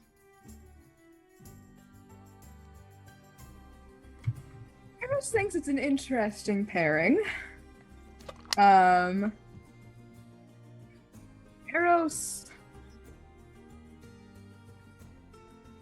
would like to talk to them, get more of a feel of how they're both feeling. But Eros isn't displeased. Eros is not pleased either.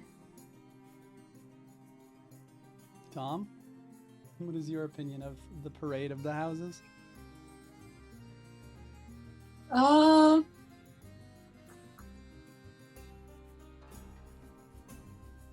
Parade of the House is probably like admiring everybody's dresses and stuff. But then seeing Strahd and Bliss doesn't really know how to feel about it, but it's like, I guess. Bastion? Bastion is initially very judgmental of the state of a lot of the knights' armors. He understands why they would come in dented armor as sort of a show of force that these people are, to be reckoned with, but at the same time finds it almost disgraceful. And it's like, wow, you really can't even take care of your own armor. Good job. Like, way to go, numbnuts. As he's not particularly concerned with Liss and Strahd. He has it in the back of his mind. He's actually looking more over towards Dom to see how he's doing with the entire situation, to see how comfortable he is. And also, like, kind of following Dom's eyes to see if they're tracking any sort of... They're thinking like an assassin. And tracking any, like, vantage points just in case.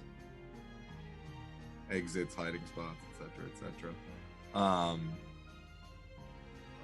And yeah, is particularly targeted at the von Karsteins. And very curious about their entire shtick. Ranagar, how are you feeling? Ranagar is sad. Just in a pissy little mood. He doesn't like wearing pants, and he was pretty bored with the whole proceedings of all the vampires coming out. He was just like, I get it. Okay. And with each house that came out, he just got a little more annoyed. And when Liss and Strahd came out, it was just, oh, okay, insult to injury. Wonderful. I'm so glad I'm wearing pants right now. So he's just got big dragon feelings in a little kobold body. Oh, I love that line. Oh, buddy.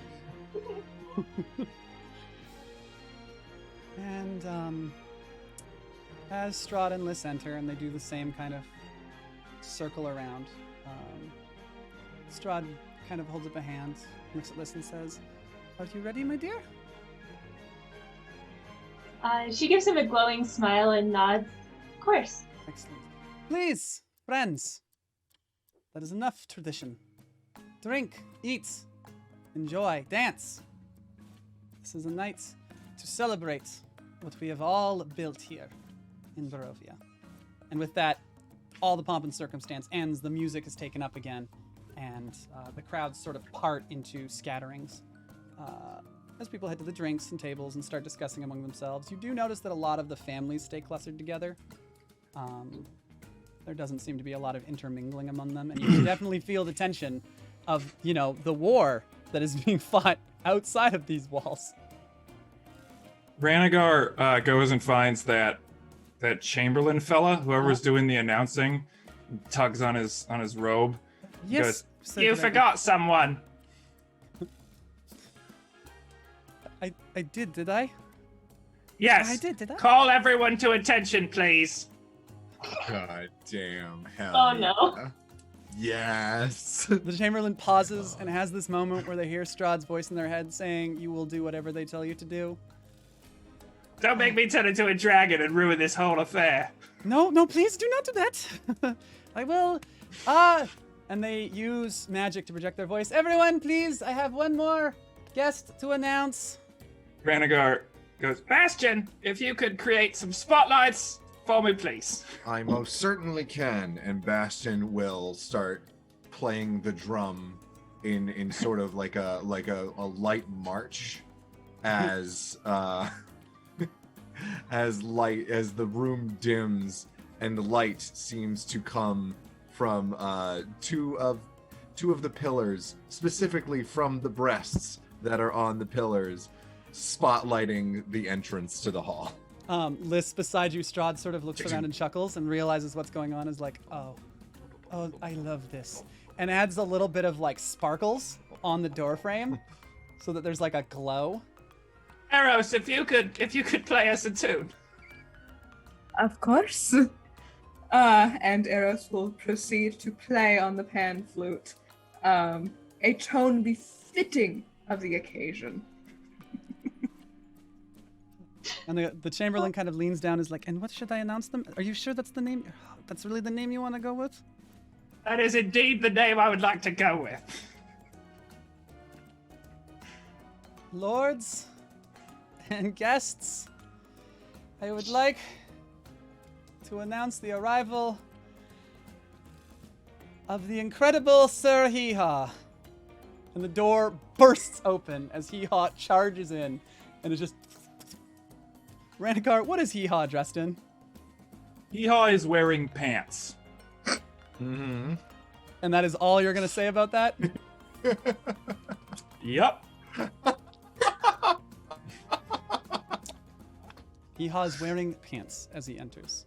And there's- as he walks in, Hee-Haw looks around at everyone and goes, "Hello, vampires. I am Hee-Haw, and I am wearing pants." There will be debate the entire time about which way Hee-Haw should be wearing pants, but no one specifies the way that Hee-Haw is wearing pants in these debates. There is kind of a split reaction. The first thing you notice is no one seems to glitch, and you've noticed that people have been glitching less and less as the evening's been going on. Second off, there are those who are kind of like, you can see anger and annoyance, but some members do laugh. Or cheer, I should say, and sort of applaud Hee-Haw's entrance. Strahd, of course. Sergei. Matron Morveau. As does her daughter, Borogron. Marishka. Godfrey. Oblis. And Isabella and Vlad von Karstein. All cheer and applaud Interesting. Hee-Haw's magnificent entrance. And as the music dims and Hee-Haw sort of trots over to Ranagar, people return to their discussions and conversations. Wonderful entrance, Hee-Haw. You really blew them away. Honestly, of the 5 houses, you were the best one. Oh, right, I'm Hee-Haw. When you make a character so good, you forget you're the one who plays it. Woo! All right, I was just waiting for somebody else, but they're not coming. You Ranagar. You're welcome, Hee-Haw. I forgot that you and I were the same person for a moment. What are you talking about, Ranagar? We're clearly distinct, different characters. That's not what I mean. Never mind. Oh my god, that was What so does good. Ranagar and Hee-Haw, what do they do now that Hee-Haw's been announced and applauded?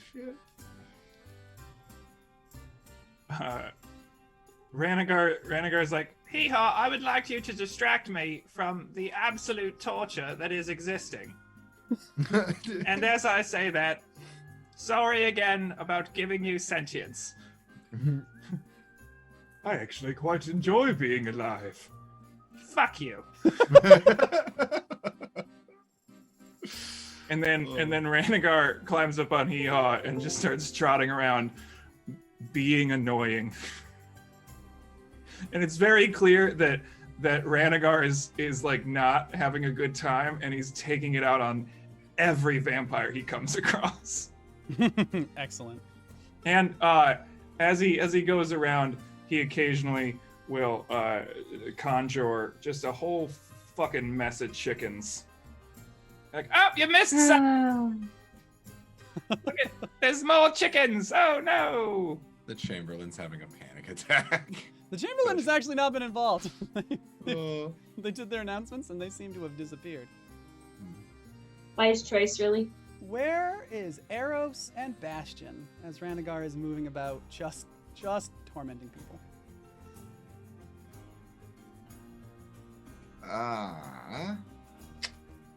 It's a good question. I think Bastion, after playing the drums, has sort of tried to figure out which direction he's going to go in, because there's a few different people that he wants to talk to. He's been eyeing the von Karsteins intently, and is sort of not out of like fear or trepidation, but just unsure how to approach, is sort of trying to mull over a plan in his head. I will also remind you guys that there is a von Karstein that you have met not in attendance. Manfred is not here. That was duly noted. I think right now Bastion's sort of like stewing over the entire thing at one of the tables, just sort of mulling his wine. What are you doing, Eros? While Bastion is stewing. Eros. Looking between everyone. Ranagar is accounted for. Liss is accounted for. Dom is going to be accounted for. And Eros like looks at Bastion's like, I'm not initiating anything this time. There's like, as Eros looks at Bastion, there is a hint of, okay, fine. Like, That's as Eros dusts off their cape, it's just like, all right, guess I don't. Bastion then- will catch Eros's eye as this happens and just kind of like, all right, and gets up, grabbing another glass of, what does Eros drink? Nothing currently. Nothing currently. We'll grab another glass of wine, and walk up and hand it to Eros. I'm glad you took an interest in my existence. And I couldn't very well leave As you as alone. this is Everybody occurring, seems it to should be noted that Strahd had already gotten Liss a drink. Like, Yeah. like immediately. The first thing. Bastion will go, I couldn't leave you by your lonesome. Everybody else seems to be, and then looks over at Bastion and Hee-Haw causing havoc. You mean Ranagar and Hee-Haw? Sorry, yes. I am Bastion. What am I saying? Dear God. Oh. It's all just a slew of forgetting which characters we're playing tonight. We'll look over at Ranagar and Hee-Haw causing havoc. Everybody seems to be pairing off. And I do very much enjoy your company. So, how are you feeling about how everything has gone off so far? As Bastion waves a hand for minor allusion to the closest breasts to spout a stream of fire. I think all of Franks went off lovely. All of you truly outdid yourselves, huh? Rather impressed. Well, thank you very much. I appreciate the compliment. You should take them while they last. Yeah, there's not many around here, but I tend to be used to this sort of thing.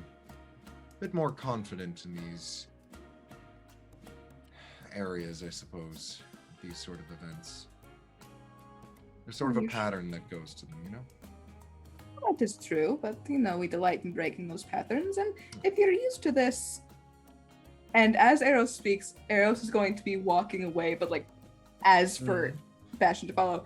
But right before Eros walks away, Eros is like, "Oh, with your familiarity with these events, you should know better how to treat a partner." Bastion hears an annoying voice in their head. You should ask them to dance. Eros is being so fucking passive aggressive. Huh. Also, make the snails breathe fire. And then, as he's doing that, a snail crawls up and around the rim of Lys's glass, making it undrinkable. Bastion just like Yeah. doesn't see that, but is like, all right, and does the minor illusion to have all of the snails look like they're breathing fire. All the snails at once. So just nothing and then a bunch of snails breathing. The fire You is just like, hear Ranagar cackling. the fire's like 4 inches tall, so a lot of people miss it. But like it comes off the walls and random points, and it comes off Lys's glass, and Strahd sort of looks at it and chuckles and is like, "Allow me to get you another one, my dear." This just looks down at it, glances over at the group, looks around the room, looks back down at it, and just sighs and like takes the snail and just very carefully like sets it on some stone, and then looks at the glass and goes, "That would be lovely, thank you." And she's gonna try to hide a laugh. And he uses Mage Hand to like fly it over onto like a tray of a servant that's walking by with dirty glasses, and then Mage Hands over another glass, just sort of floats it in front of Lys. Oh no, what's that? Somebody conjured another snail? How inconvenient. How is this? Well, how about this one, dear? Here. Looks back down at the glass. She glances over at Ranagar. She just Ranagar's doing that like, She like Where did very that like, come from? very I don't know subtly- anyone here who can summon snails. She very subtly rolls her eyes, but looks a little amused as she puts the glass and she goes, "I think I'm good for now, but thank you." Perhaps you would like to dance then? That would be lovely. And she takes 10. At the same time. No. Fate point. It's afterwards. Oh, fine. I like that you It's a good so like quick minute on that afterwards as they like start to head and people start to part around them. As you know, Strahd kind of orders the band to strike up a more tone that can be danced to. I don't know what the word is. A lively dance or a slow one? Lively. Okay. Oh, what is the word? Shit. Regardless, I love that Bastion. Yeah, anyway, continue. Bastion has stopped while this is happening, and people are starting to move onto the dance floor beside Arrows, and is like caught up trying to think of this word. Eros is just like swishing the drink, just leaning against something. Just... Yes. Of course. Eros, my deepest apologies. I have been a poor guest. Poor partner here. Would you care to dance? To this waltz. That's the word. Viennese waltz, I'm guessing. Says If it's a that little out fast, loud. because It's the waltz is like- relatively slow. Like very Whatever you say. loudly. It's like, You're yes, to doing this just waltz. amazing, friend. Eros is like taken aback for a moment by the "to this waltz," and I was like, "It's a waltz." Sorry. I was in a fugue state. I could not think of the word to save my life. Abad, everyone. You know,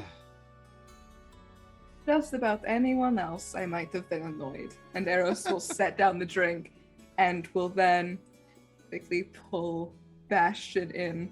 But somehow I like this just fine.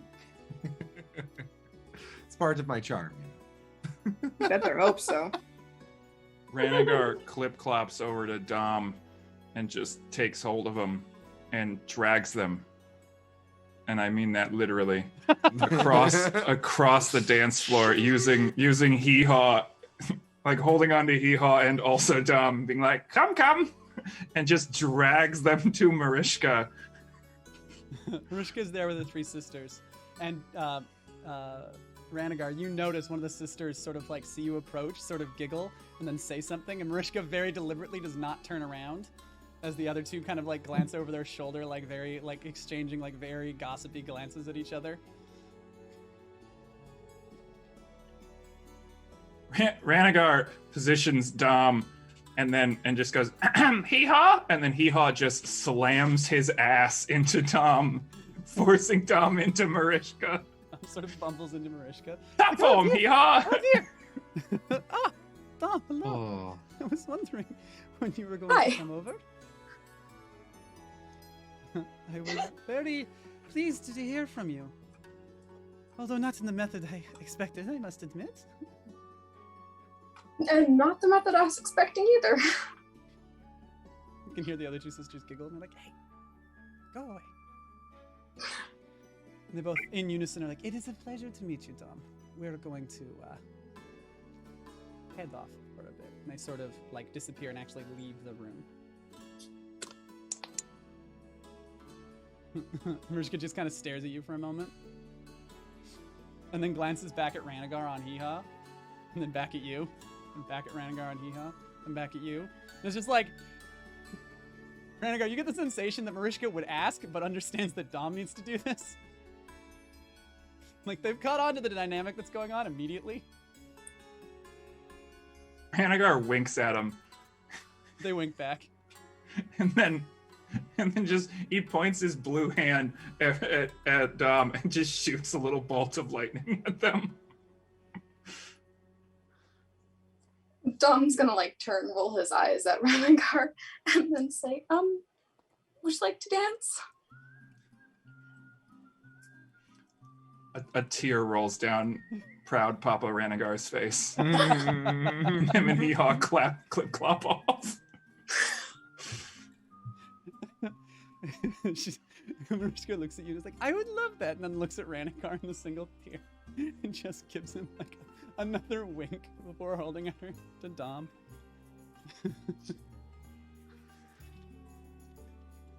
And so Eros and Bastion and Dom and Marishka and Liss and Strahd take to the dance floor and enjoy a string of very lovely dances. And while this is going on, what do you do, Ranagar? Ranagar is gonna hop down off Hee Haw and give him a slap on the ass and be like, "You go enjoy the party, Hee Haw. Don't let me bum you out." And then Hee Haw is like, "Okay." He's just excited. He's gonna go talk to different vampires.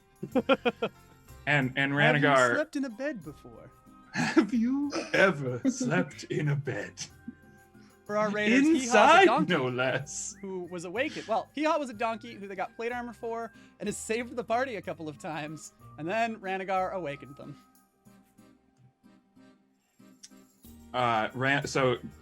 Hee Haw is going to go to various vampires who aren't dancing and explain that he is indeed a donkey, and have they ever slept in a bed before, and other various questions, like if they enjoy hay.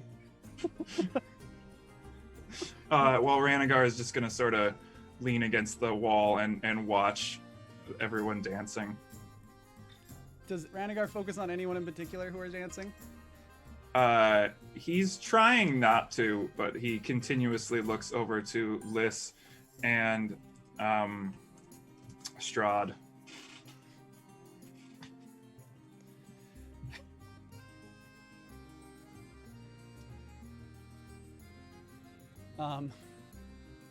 So as the dancing continues, Liss, Strahd is probably one of the better dance partners you've had in a while. But nothing on you and your long time experience.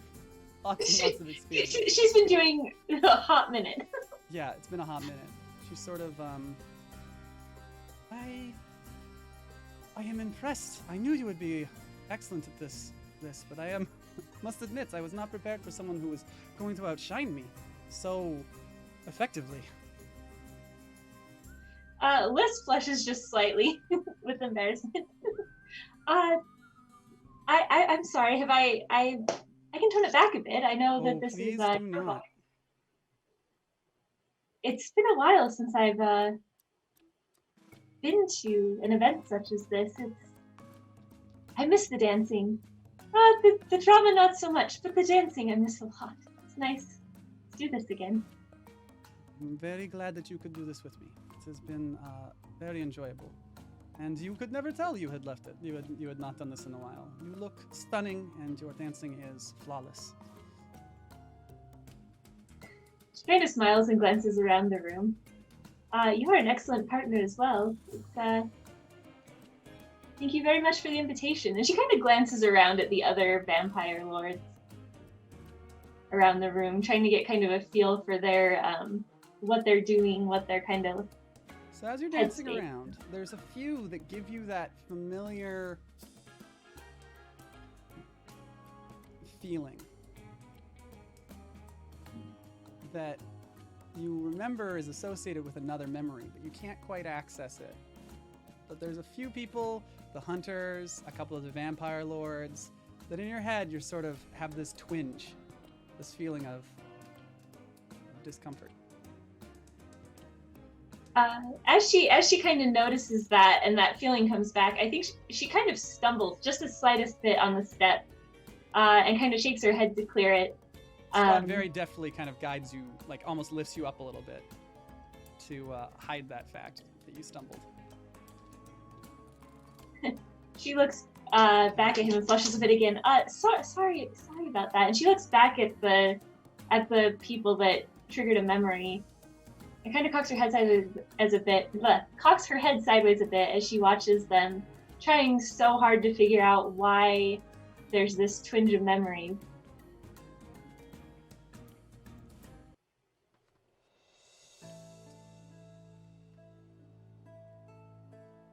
And the music slows. There's sort of a break, and everyone parts and clears the dance floor for a bit before a slower song plays.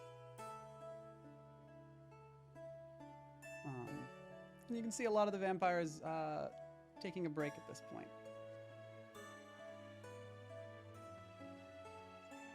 Strahd, is there anyone that you particularly would like to talk to? I suppose I probably should do a bit of the politicking. That is why we're here. Do you mind if I part for a bit? Of course not. I'm going to go check in with the others. Absolutely. And Strahd will sort of step off and go and start interacting with the different house lords. Take Eros's hand and deeply bow. Would you want to continue dancing, or shall we mingle? Off with you and your curiosity, then. I can certainly keep dancing. Dear. Keeping you from asking people questions would be like keeping a bird from flying. Go or arrows on. from pulling pranks. Precisely. Come on, have fun. We'll pause and then kiss Eros's hand. Bow again and continue onwards. Meanwhile, Dom. Murska sort of giggles. It's like, you are much better at this than I expected. You have a bit of practice, I take it?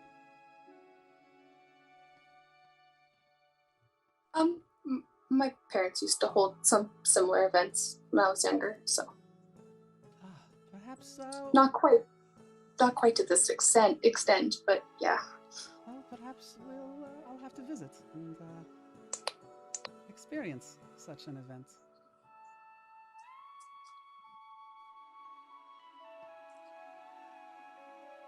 I don't know if that'll happen, considering my parents are dead. Oh, They're dead, Big Bird. They're dead. I am terribly sorry. I was unaware. I'm so sorry. Oh god. And very fortunately at this moment, a younger, much younger individual approaches the two of you. And Rishka sort of goes, yes, this is my cousin. And he sort of nods and bows. It's like, I am Belo. Would I be able to request a dance, Lord Dominic? I would like to dance with one of those who slew the Queen of Spiders, if I may. And Mariska sort of like shakes her head and is like, yes, of course, if Dom is willing. There's something pleasantly familiar about this young man. Probably about 15. They remind you of a younger you in much happier times. At events, like you said, like these with your family. And dancing with a variety of guests from all over Praetor and other worlds. And then they remind you of someone else. From the not-so-distant past. A young boy you took care of. And have set up with a rather comfortable life before heading off to try and solve your parents' murder once more. A young boy who you are desperate to get back to, once you find out exactly why it is you are in Barovia. Would that be acceptable? Of course. They're a decent partner, but they're young and overeager. And Liz, out of the corner of your eye, you catch Dom dancing with this young boy. And a deep sadness takes your heart as memories from your most recent life are prodded into the forefront. Happiness, regret, loss, all mixed together in your already emotionally volatile mind. So Liz had kind of left Strahd and headed over to slowly kind of find the group, check in with members of the group. And as she's walking kind of towards, I don't know where Eros and Ranagar are. If they're nearby, probably to both of them. And looks up and sees Dom and this young boy dancing and just freezes for a minute as she watches. And after freezing for a moment and watching, she kind of shakes her head again and she turns around and she heads to the nearest exit. Taking deep breaths, kind of trying to steady herself, telling herself, you have to hold it together, this is important. We've got people to meet. Does any of the party spot this? Does Ranagar see? Nope. Ranagar is avoiding this. And Eros most likely spots. Very well. And will follow. As you duck out into the Hall of Strahd, the door opens just as it closes, opens behind you, and Eros slipped past it. Is everything all right? Liz kind of glances at the paintings in the hall, just kind of shakes her head, and kind of steps around the corner and just kind of leans against the stone for a minute and places a hand on it, just kind of trying to like recenter.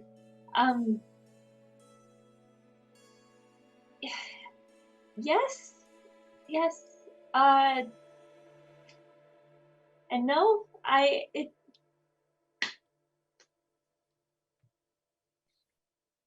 I've never really experienced this before, and more memories and almost memories just keep coming back. I'm sorry, I need to stay focused. I know tonight's very important. And I've been here the longest. I'm supposed to be the guide here, the one helping to navigate everything, and I seem to keep being caught out of sorts. Eros is going to step forward and gently take Liz's hand, the one with the corsage, and is going to lift the hand up towards Liz's face. breathe in the flowers, and come back. Quickly, like, kind of brushing her eyes and trying to recollect herself, Liz does smell the flowers, like, takes a minute to close her eyes and kind of bring herself back, takes a couple deep breaths, and then looks down at Eros. Looking a little bit more put together. Thank you. I'm sorry. This is Sorry for having emotions?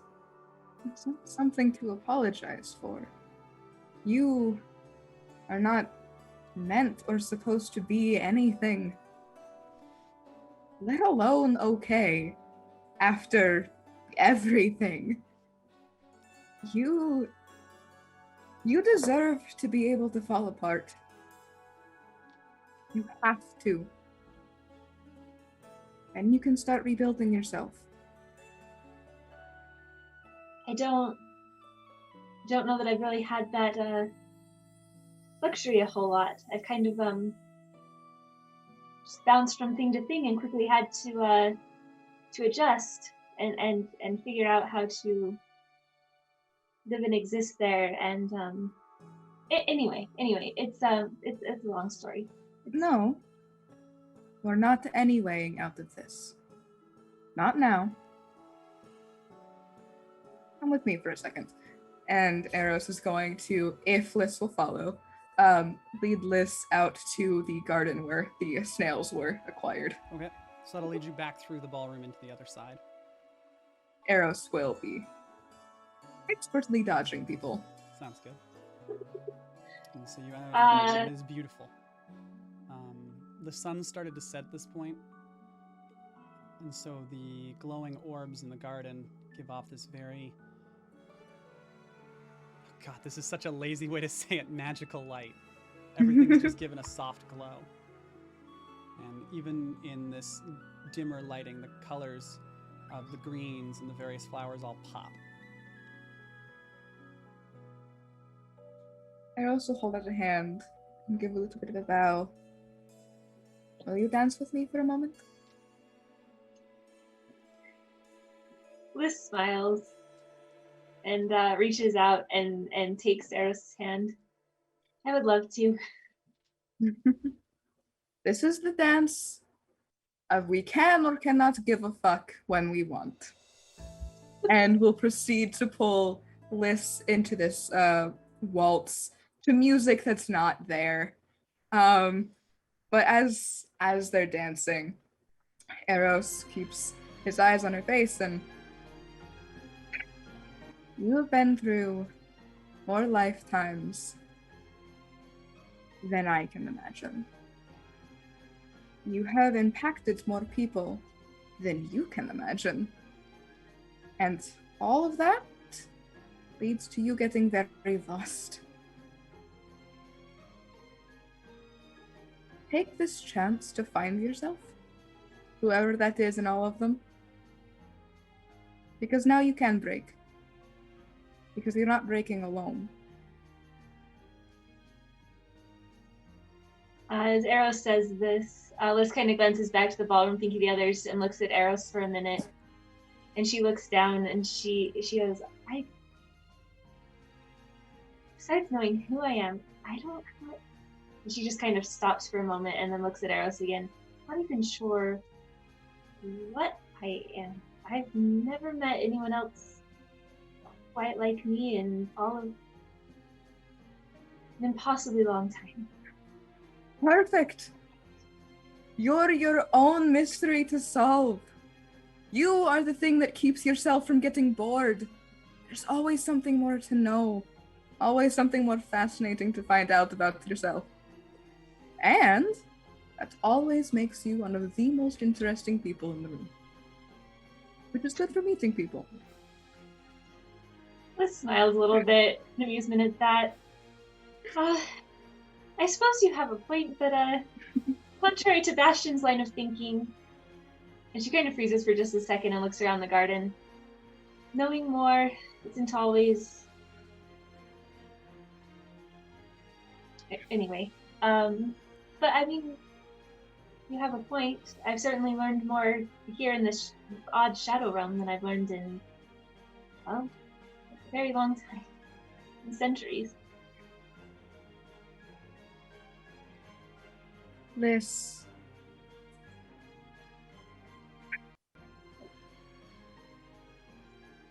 Bastion has it wrong. Everyone else has it wrong too. I have it wrong. It's because there isn't a right. There isn't a right way for you to go about things, for you to go about life. Or about your existence. There's not the right way to be a tiefling. There's not the right way to be a satyr, to be a human. And I guess it would be something to know what you are. But what would that change? I don't care. I care about you. Your personality. The pranks you can do. Have you seen yourself? That's impressive. Bastion doesn't care about what you are. I mean, Bastion does, but that's besides the point. But not because it makes you you, or it's going to suddenly solve all of your problems. Because Bastion's a curious little fuck. And there's Ranagar. Oh my god, the things I could go on and on about with Ranagar. And Eros will pay very close attention to how Lys reacts when he brings up Ranagar. Lys is both touched and amused at Eros' description of everything in discussion, and looks very, very thoughtful. And with that last little bit, when she mentions Ranagar, kind of a flash of just several different emotions across her face as she closes her eyes for a minute as though she's trying to remember something. And after a minute, she kind of shakes her head in frustration and...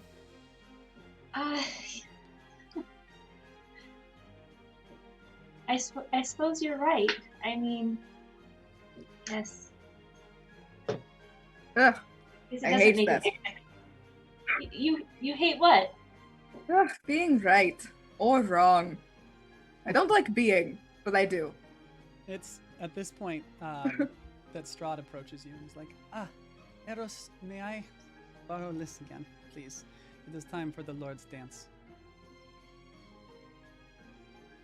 Can I borrow you first? For a moment. I am afraid I do not have time. There's That's very few acceptable. traditions, and this is one of them. You Can we better discuss take it care of later? her. Yeah. Thank you. Lys, if you're willing. Liz turns to look back at Strahd and smiles. Of course. I'm sorry. I just I needed a moment in the garden. Oh, of course. Whatever you need. Separately, at the same time, one of Marishka's sisters, Vinia, comes over to her and whispers something in her ear. Marishka turns and goes, Dom, would you be willing to join me for the Lord's dance? My father has opted not to. No surprise. So he has asked that I do it. If you're willing. Sure. Thank you.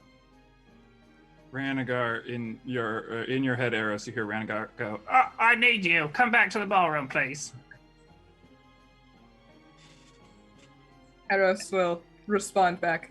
On my way. and as that's happening, Hee-Haw clip-clops up to Bastion. He's like, Bastion, you'd never believe how many of these vampires have slept in beds. All of them. Every Bastion- single one. Bastion like thinks for a moment and thinks about what he knows of vampires. He's like, actually, come to think of it, I am surprised. See? And then he kind of nudges Bastion with his snout and goes, you know what would be funny? And he kind of turns his head towards Ranagar, who is standing just under one of the boob sculptures. I think you know what to do. Oh my. Bastion has like this flash of terror across his face for a moment. No, you know what? Yeah. What should it be? Oh, Should we stick with fire? I don't know. I didn't know there were more options. Oh, we can do, like, Bastion's just sort of like playing with his, like, having his fingers sort of like twitch in the air. We can do multitude of different things. I am a simple donkey. Simplicity is usually the best answer. Snaps his fingers as the minor illusion of just like, it's almost like a fire waterfall. Just comes pouring out of the press. Anagar, What have we done? who has not been paying any attention and is Just suddenly like engulfed babes in running flame. on. He's like, ah, what? Ah, God damn it! And he just starts like running and stops and drops and rolls. Stop, drop, and roll! I know that's what I'm supposed to do! Well, this Bastion is just happening. leans over to Hee-Haw and is like, when do you think he's going to remember he's a dragon?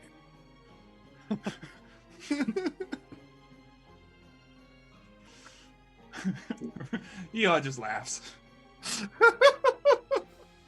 The floor clears, and Lord and Lady von Karstein step onto the floor. I'm having a moment here as I try to remember all of the lords. Why did I do this to myself? Irina and Sergei, Dom and Marishka, of course. Horngald and his husband, and then Liss and Strahd. And the music changes back to a slow song as the Lords of Barovia are the only ones dancing here during kind of the halfway point of the evening.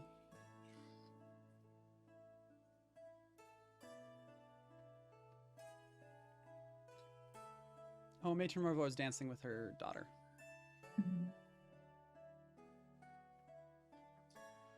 Eros would have found Renegar Yep. by this point. I need you to go dance with Bastion, please.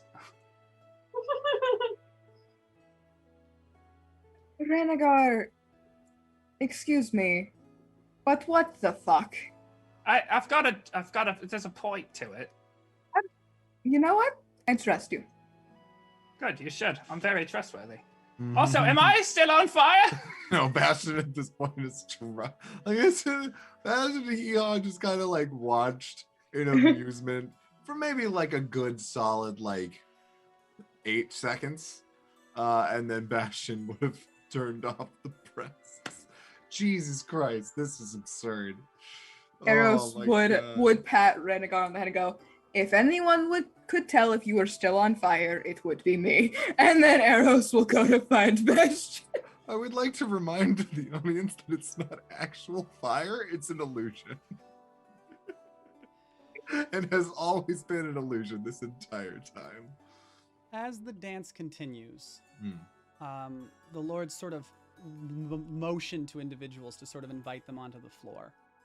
And as Strahd and Liss pass by Bastion and Eros, Strahd sort of pauses for a moment and like motions to you before returning to dancing with Liss. I will take Eros' hand. Eros, take it. Both head on there. Of Shall we? course. Lord Eros. And we'll move That's into that like Eros reels for a second, like that is the type what? And like for once you see Eros like caught off guard and just Eros got caught off guard by gender? Oh, this is the greatest moment of my life. I will never top this. like that's a title. Eros is not used to having a title. So Eros is like, all right. Good for once, Eros is the one thrown off during the dance. So Eros and Bastion begin dancing. As they start dancing, Ranagar, who's still standing in the corner, furrows his brow real hard, and his horn starts to glow a light blue. And he uses his telekinesis to raise the two of them up so that they're dancing just slightly above everybody else. Yeah! Been around. Oh, that's awesome! And then he Oh, looks that's at so and then he looks at good. Eros as they spin by, and he goes,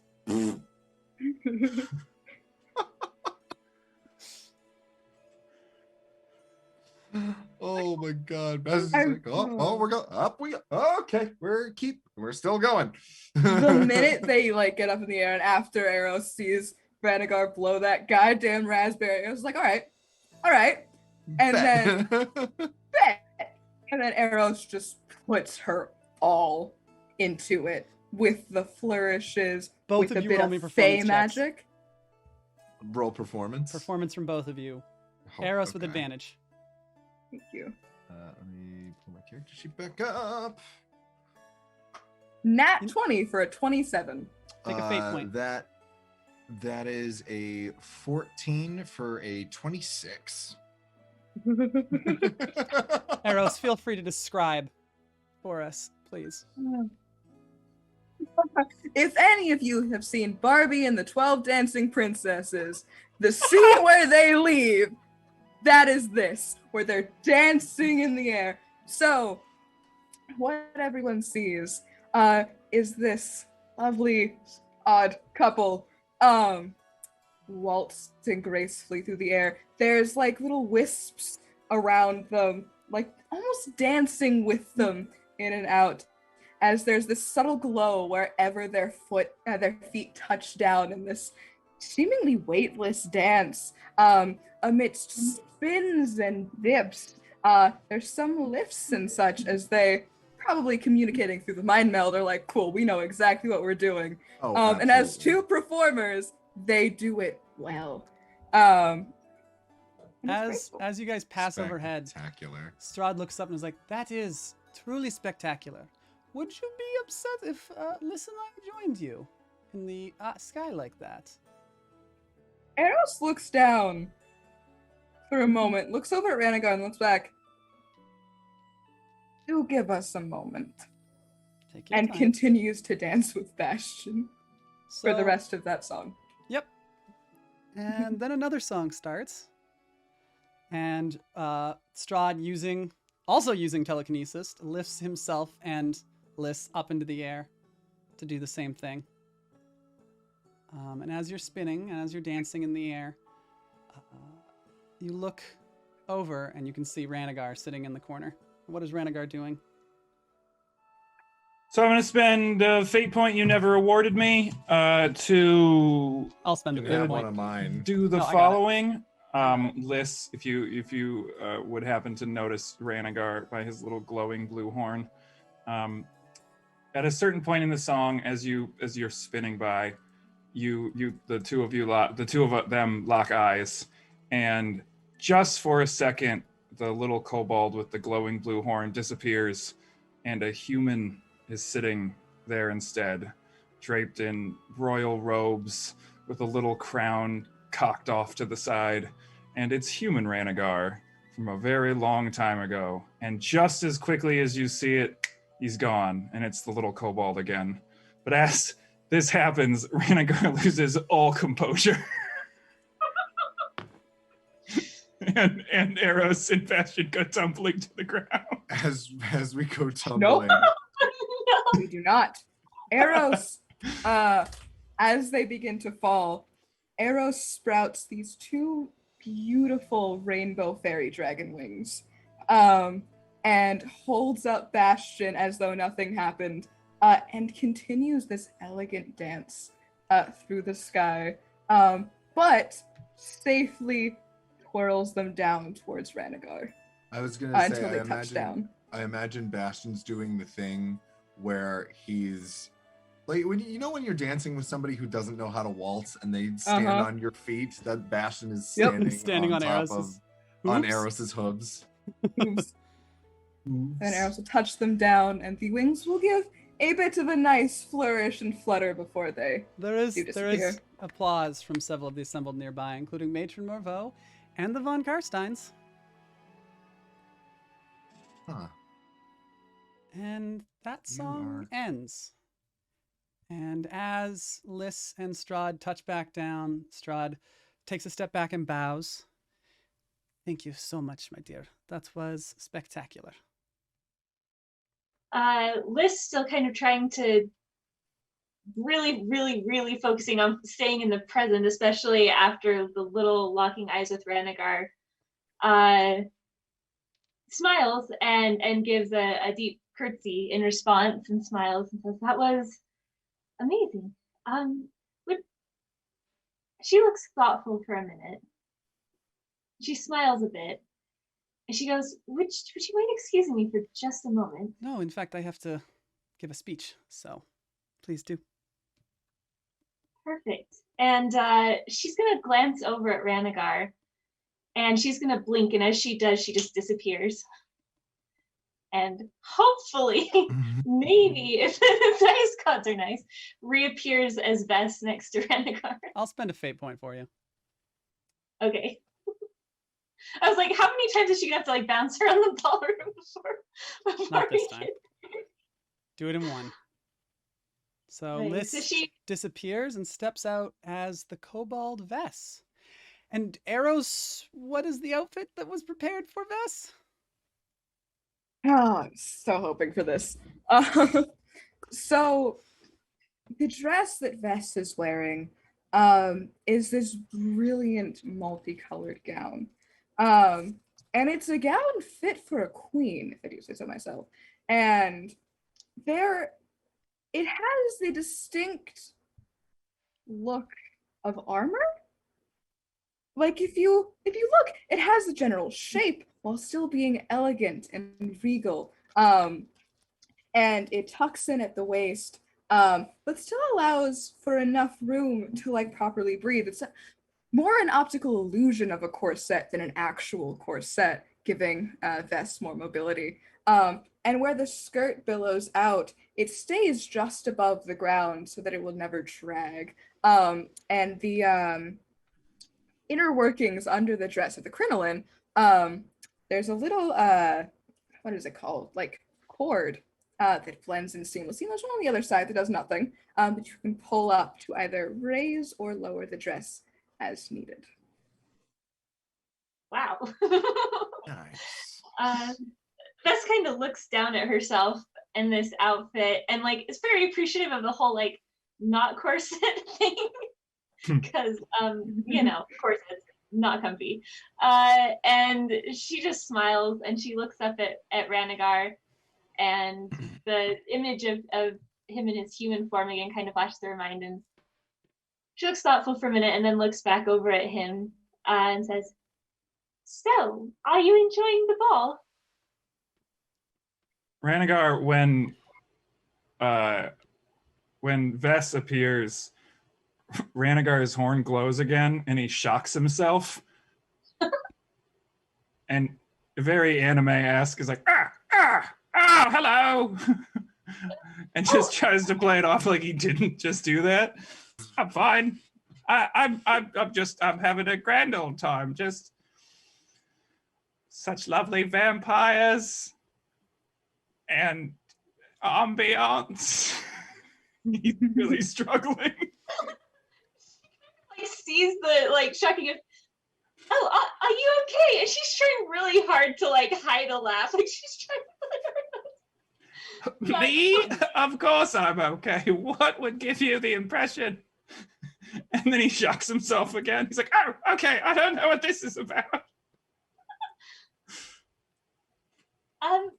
Might I have an assumption that maybe you're not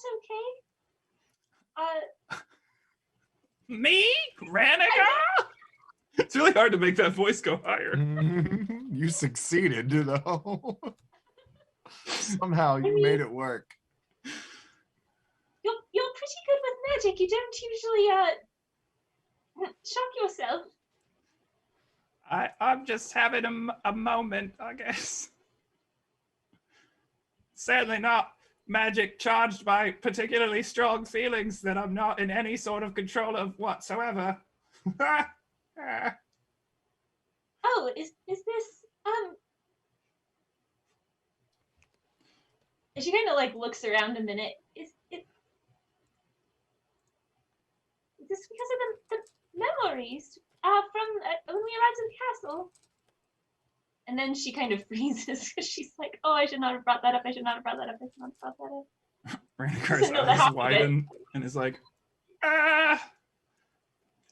yes, and also others.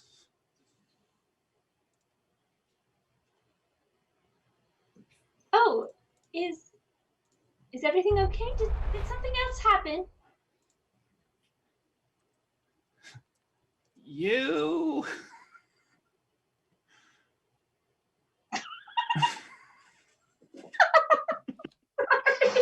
Well, just as Ranagar says that, there's a bit of an applause. Strahd finishes a rather rousing speech, gathering the houses and telling them yada yada yada, you know, peace and love.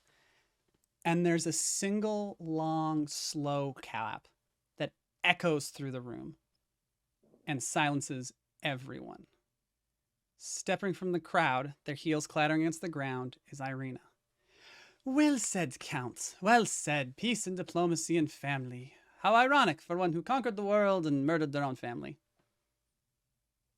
Members of the houses of Barovia, and they look around. This is not Strahd von Zarovich. He may have their soul and their face, but humanity is not the mark of Count von Zarovich. And as such, and they look around and they lock eyes with someone in the audience, our deal is at an end. There's some confusion before Lady Lysaga pushes herself from the crowd. Get out of my way! No, he lives. He is right here. Our deal stands. No, it doesn't. And you can hear the voice slowly changing. The fact is, this being is rapidly becoming a different person aside. Our deal was this for the Strahd from here, from this duplicate Barovia. Not the real one. I would have expected a Fey Witch to have been more careful with the wording. But you were not. As you watch, Oh no. against the illusion of this place, no one is glitching. Not a single person. Everyone looks as shocked as you do. And as such, your illusion is no longer needed. And neither is this charade. And they reach up and they pull off their face like it's a mask. Nicolas Cage? It comes loose, becoming a solid mask of amber in their hand. The transformation that follows is illogical and painful to watch. She grows and twists. 2 extra pairs of arms extend from their torso as it stretches and grows into this long, lithe figure. Their face remains smooth and featureless, like a mask that hasn't been carved yet. And their bottom flows out like shadows and float just off the ground. The Irina mask floats from their hand and sets on their belt. And you recognize the creature from the door of the Amber Temple. I am the many-faced one, and it is time I introduce you all to myself and the great game that you are all going to play. And that is where we're ending tonight's session. Fuck Eros you. in the background. As soon as game is said, Eros just goes, motherfucker! No, just be mother. And then no. motherfucker. Yeah, mother cuts right there. Cuts to credits. Yep. So as a primordial in all its glory reveals itself in the middle of Ravenloft's ballroom, we will close tonight's chapter and pick up next week, where a lot has changed very suddenly. Did I they am in appreciate danger. the boobs? Oh, It's no. supposed to be dead. No. Yes, That it's was- almost the primordial's supposed to be dead. It's almost like things don't die. it's almost like correctly a in creature that is Barovia. called the many-faced one might be many faces. Fuck. I The connection wonder- of bliss to the Boz, you Temple said you is not killed like her. this. I don't like this at all. Way to go, Boz. Way to finish the job. Yay.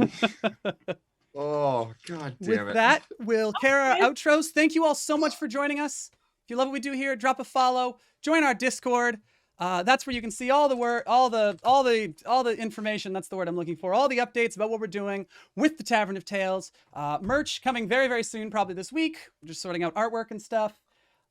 We managed to reserve the URL, the Tavern of Sales, for our merch store, which is pretty great in my opinion. If you want to help out the channel, you can do so by, of course, subscribing. All the people who gifted subs, donated bits, we love you all very, very much. We really appreciate it. It helps us out so much.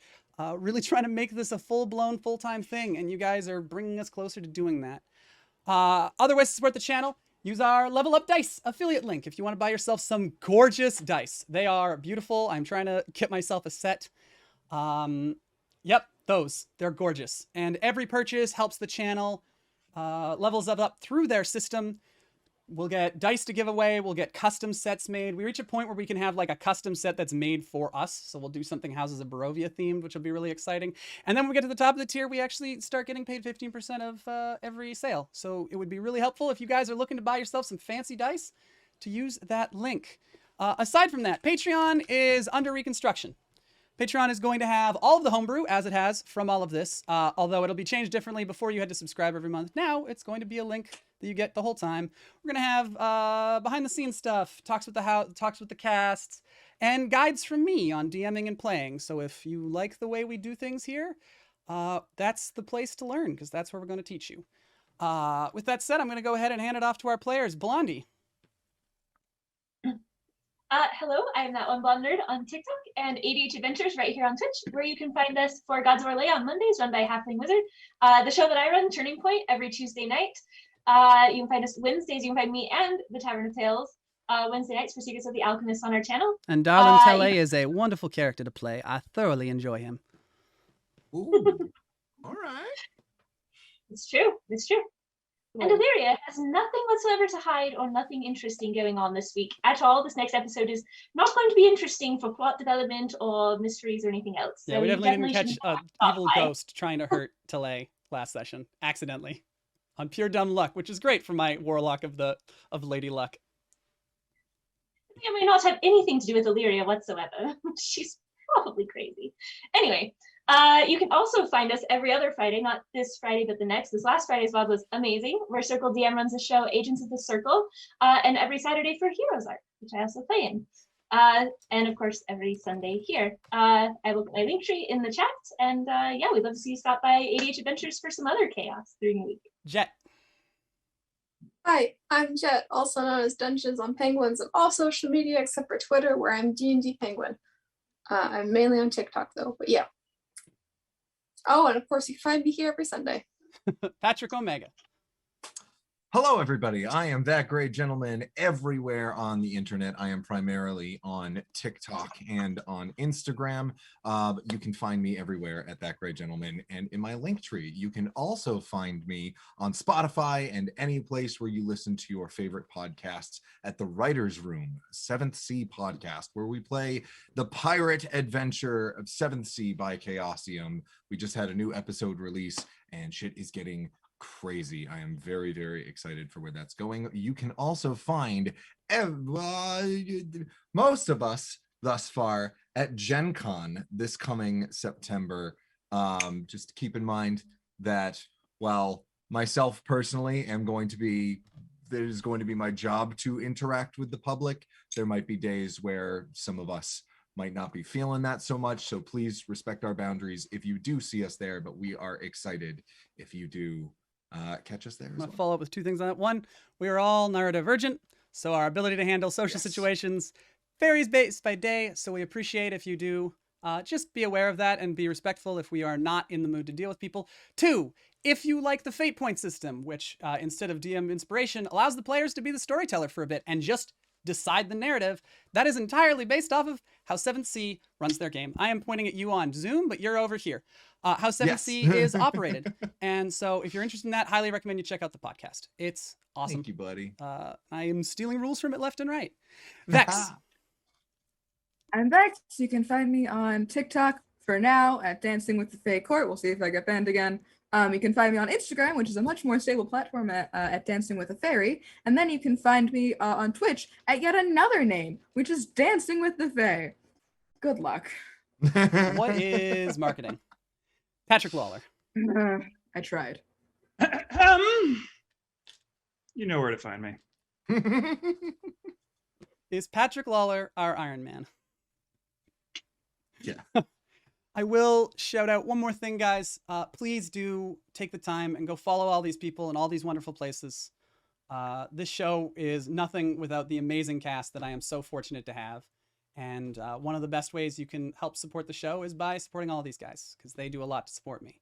So just check out their link trees, go find them all the platforms, and give them a follow, because they create great content on their own. And they help create great content here. With all of that said, we love you all very much. Thank you so much for joining us this evening. Join us next week, same time, 4 p.m. Pacific Standard, 7 p.m. Eastern, for another for Chapter 17 of Houses of Barovia. Love you all. Thank you so much. It is the last call in the Tavern of Tales. You don't have to go home, but you can't stay here.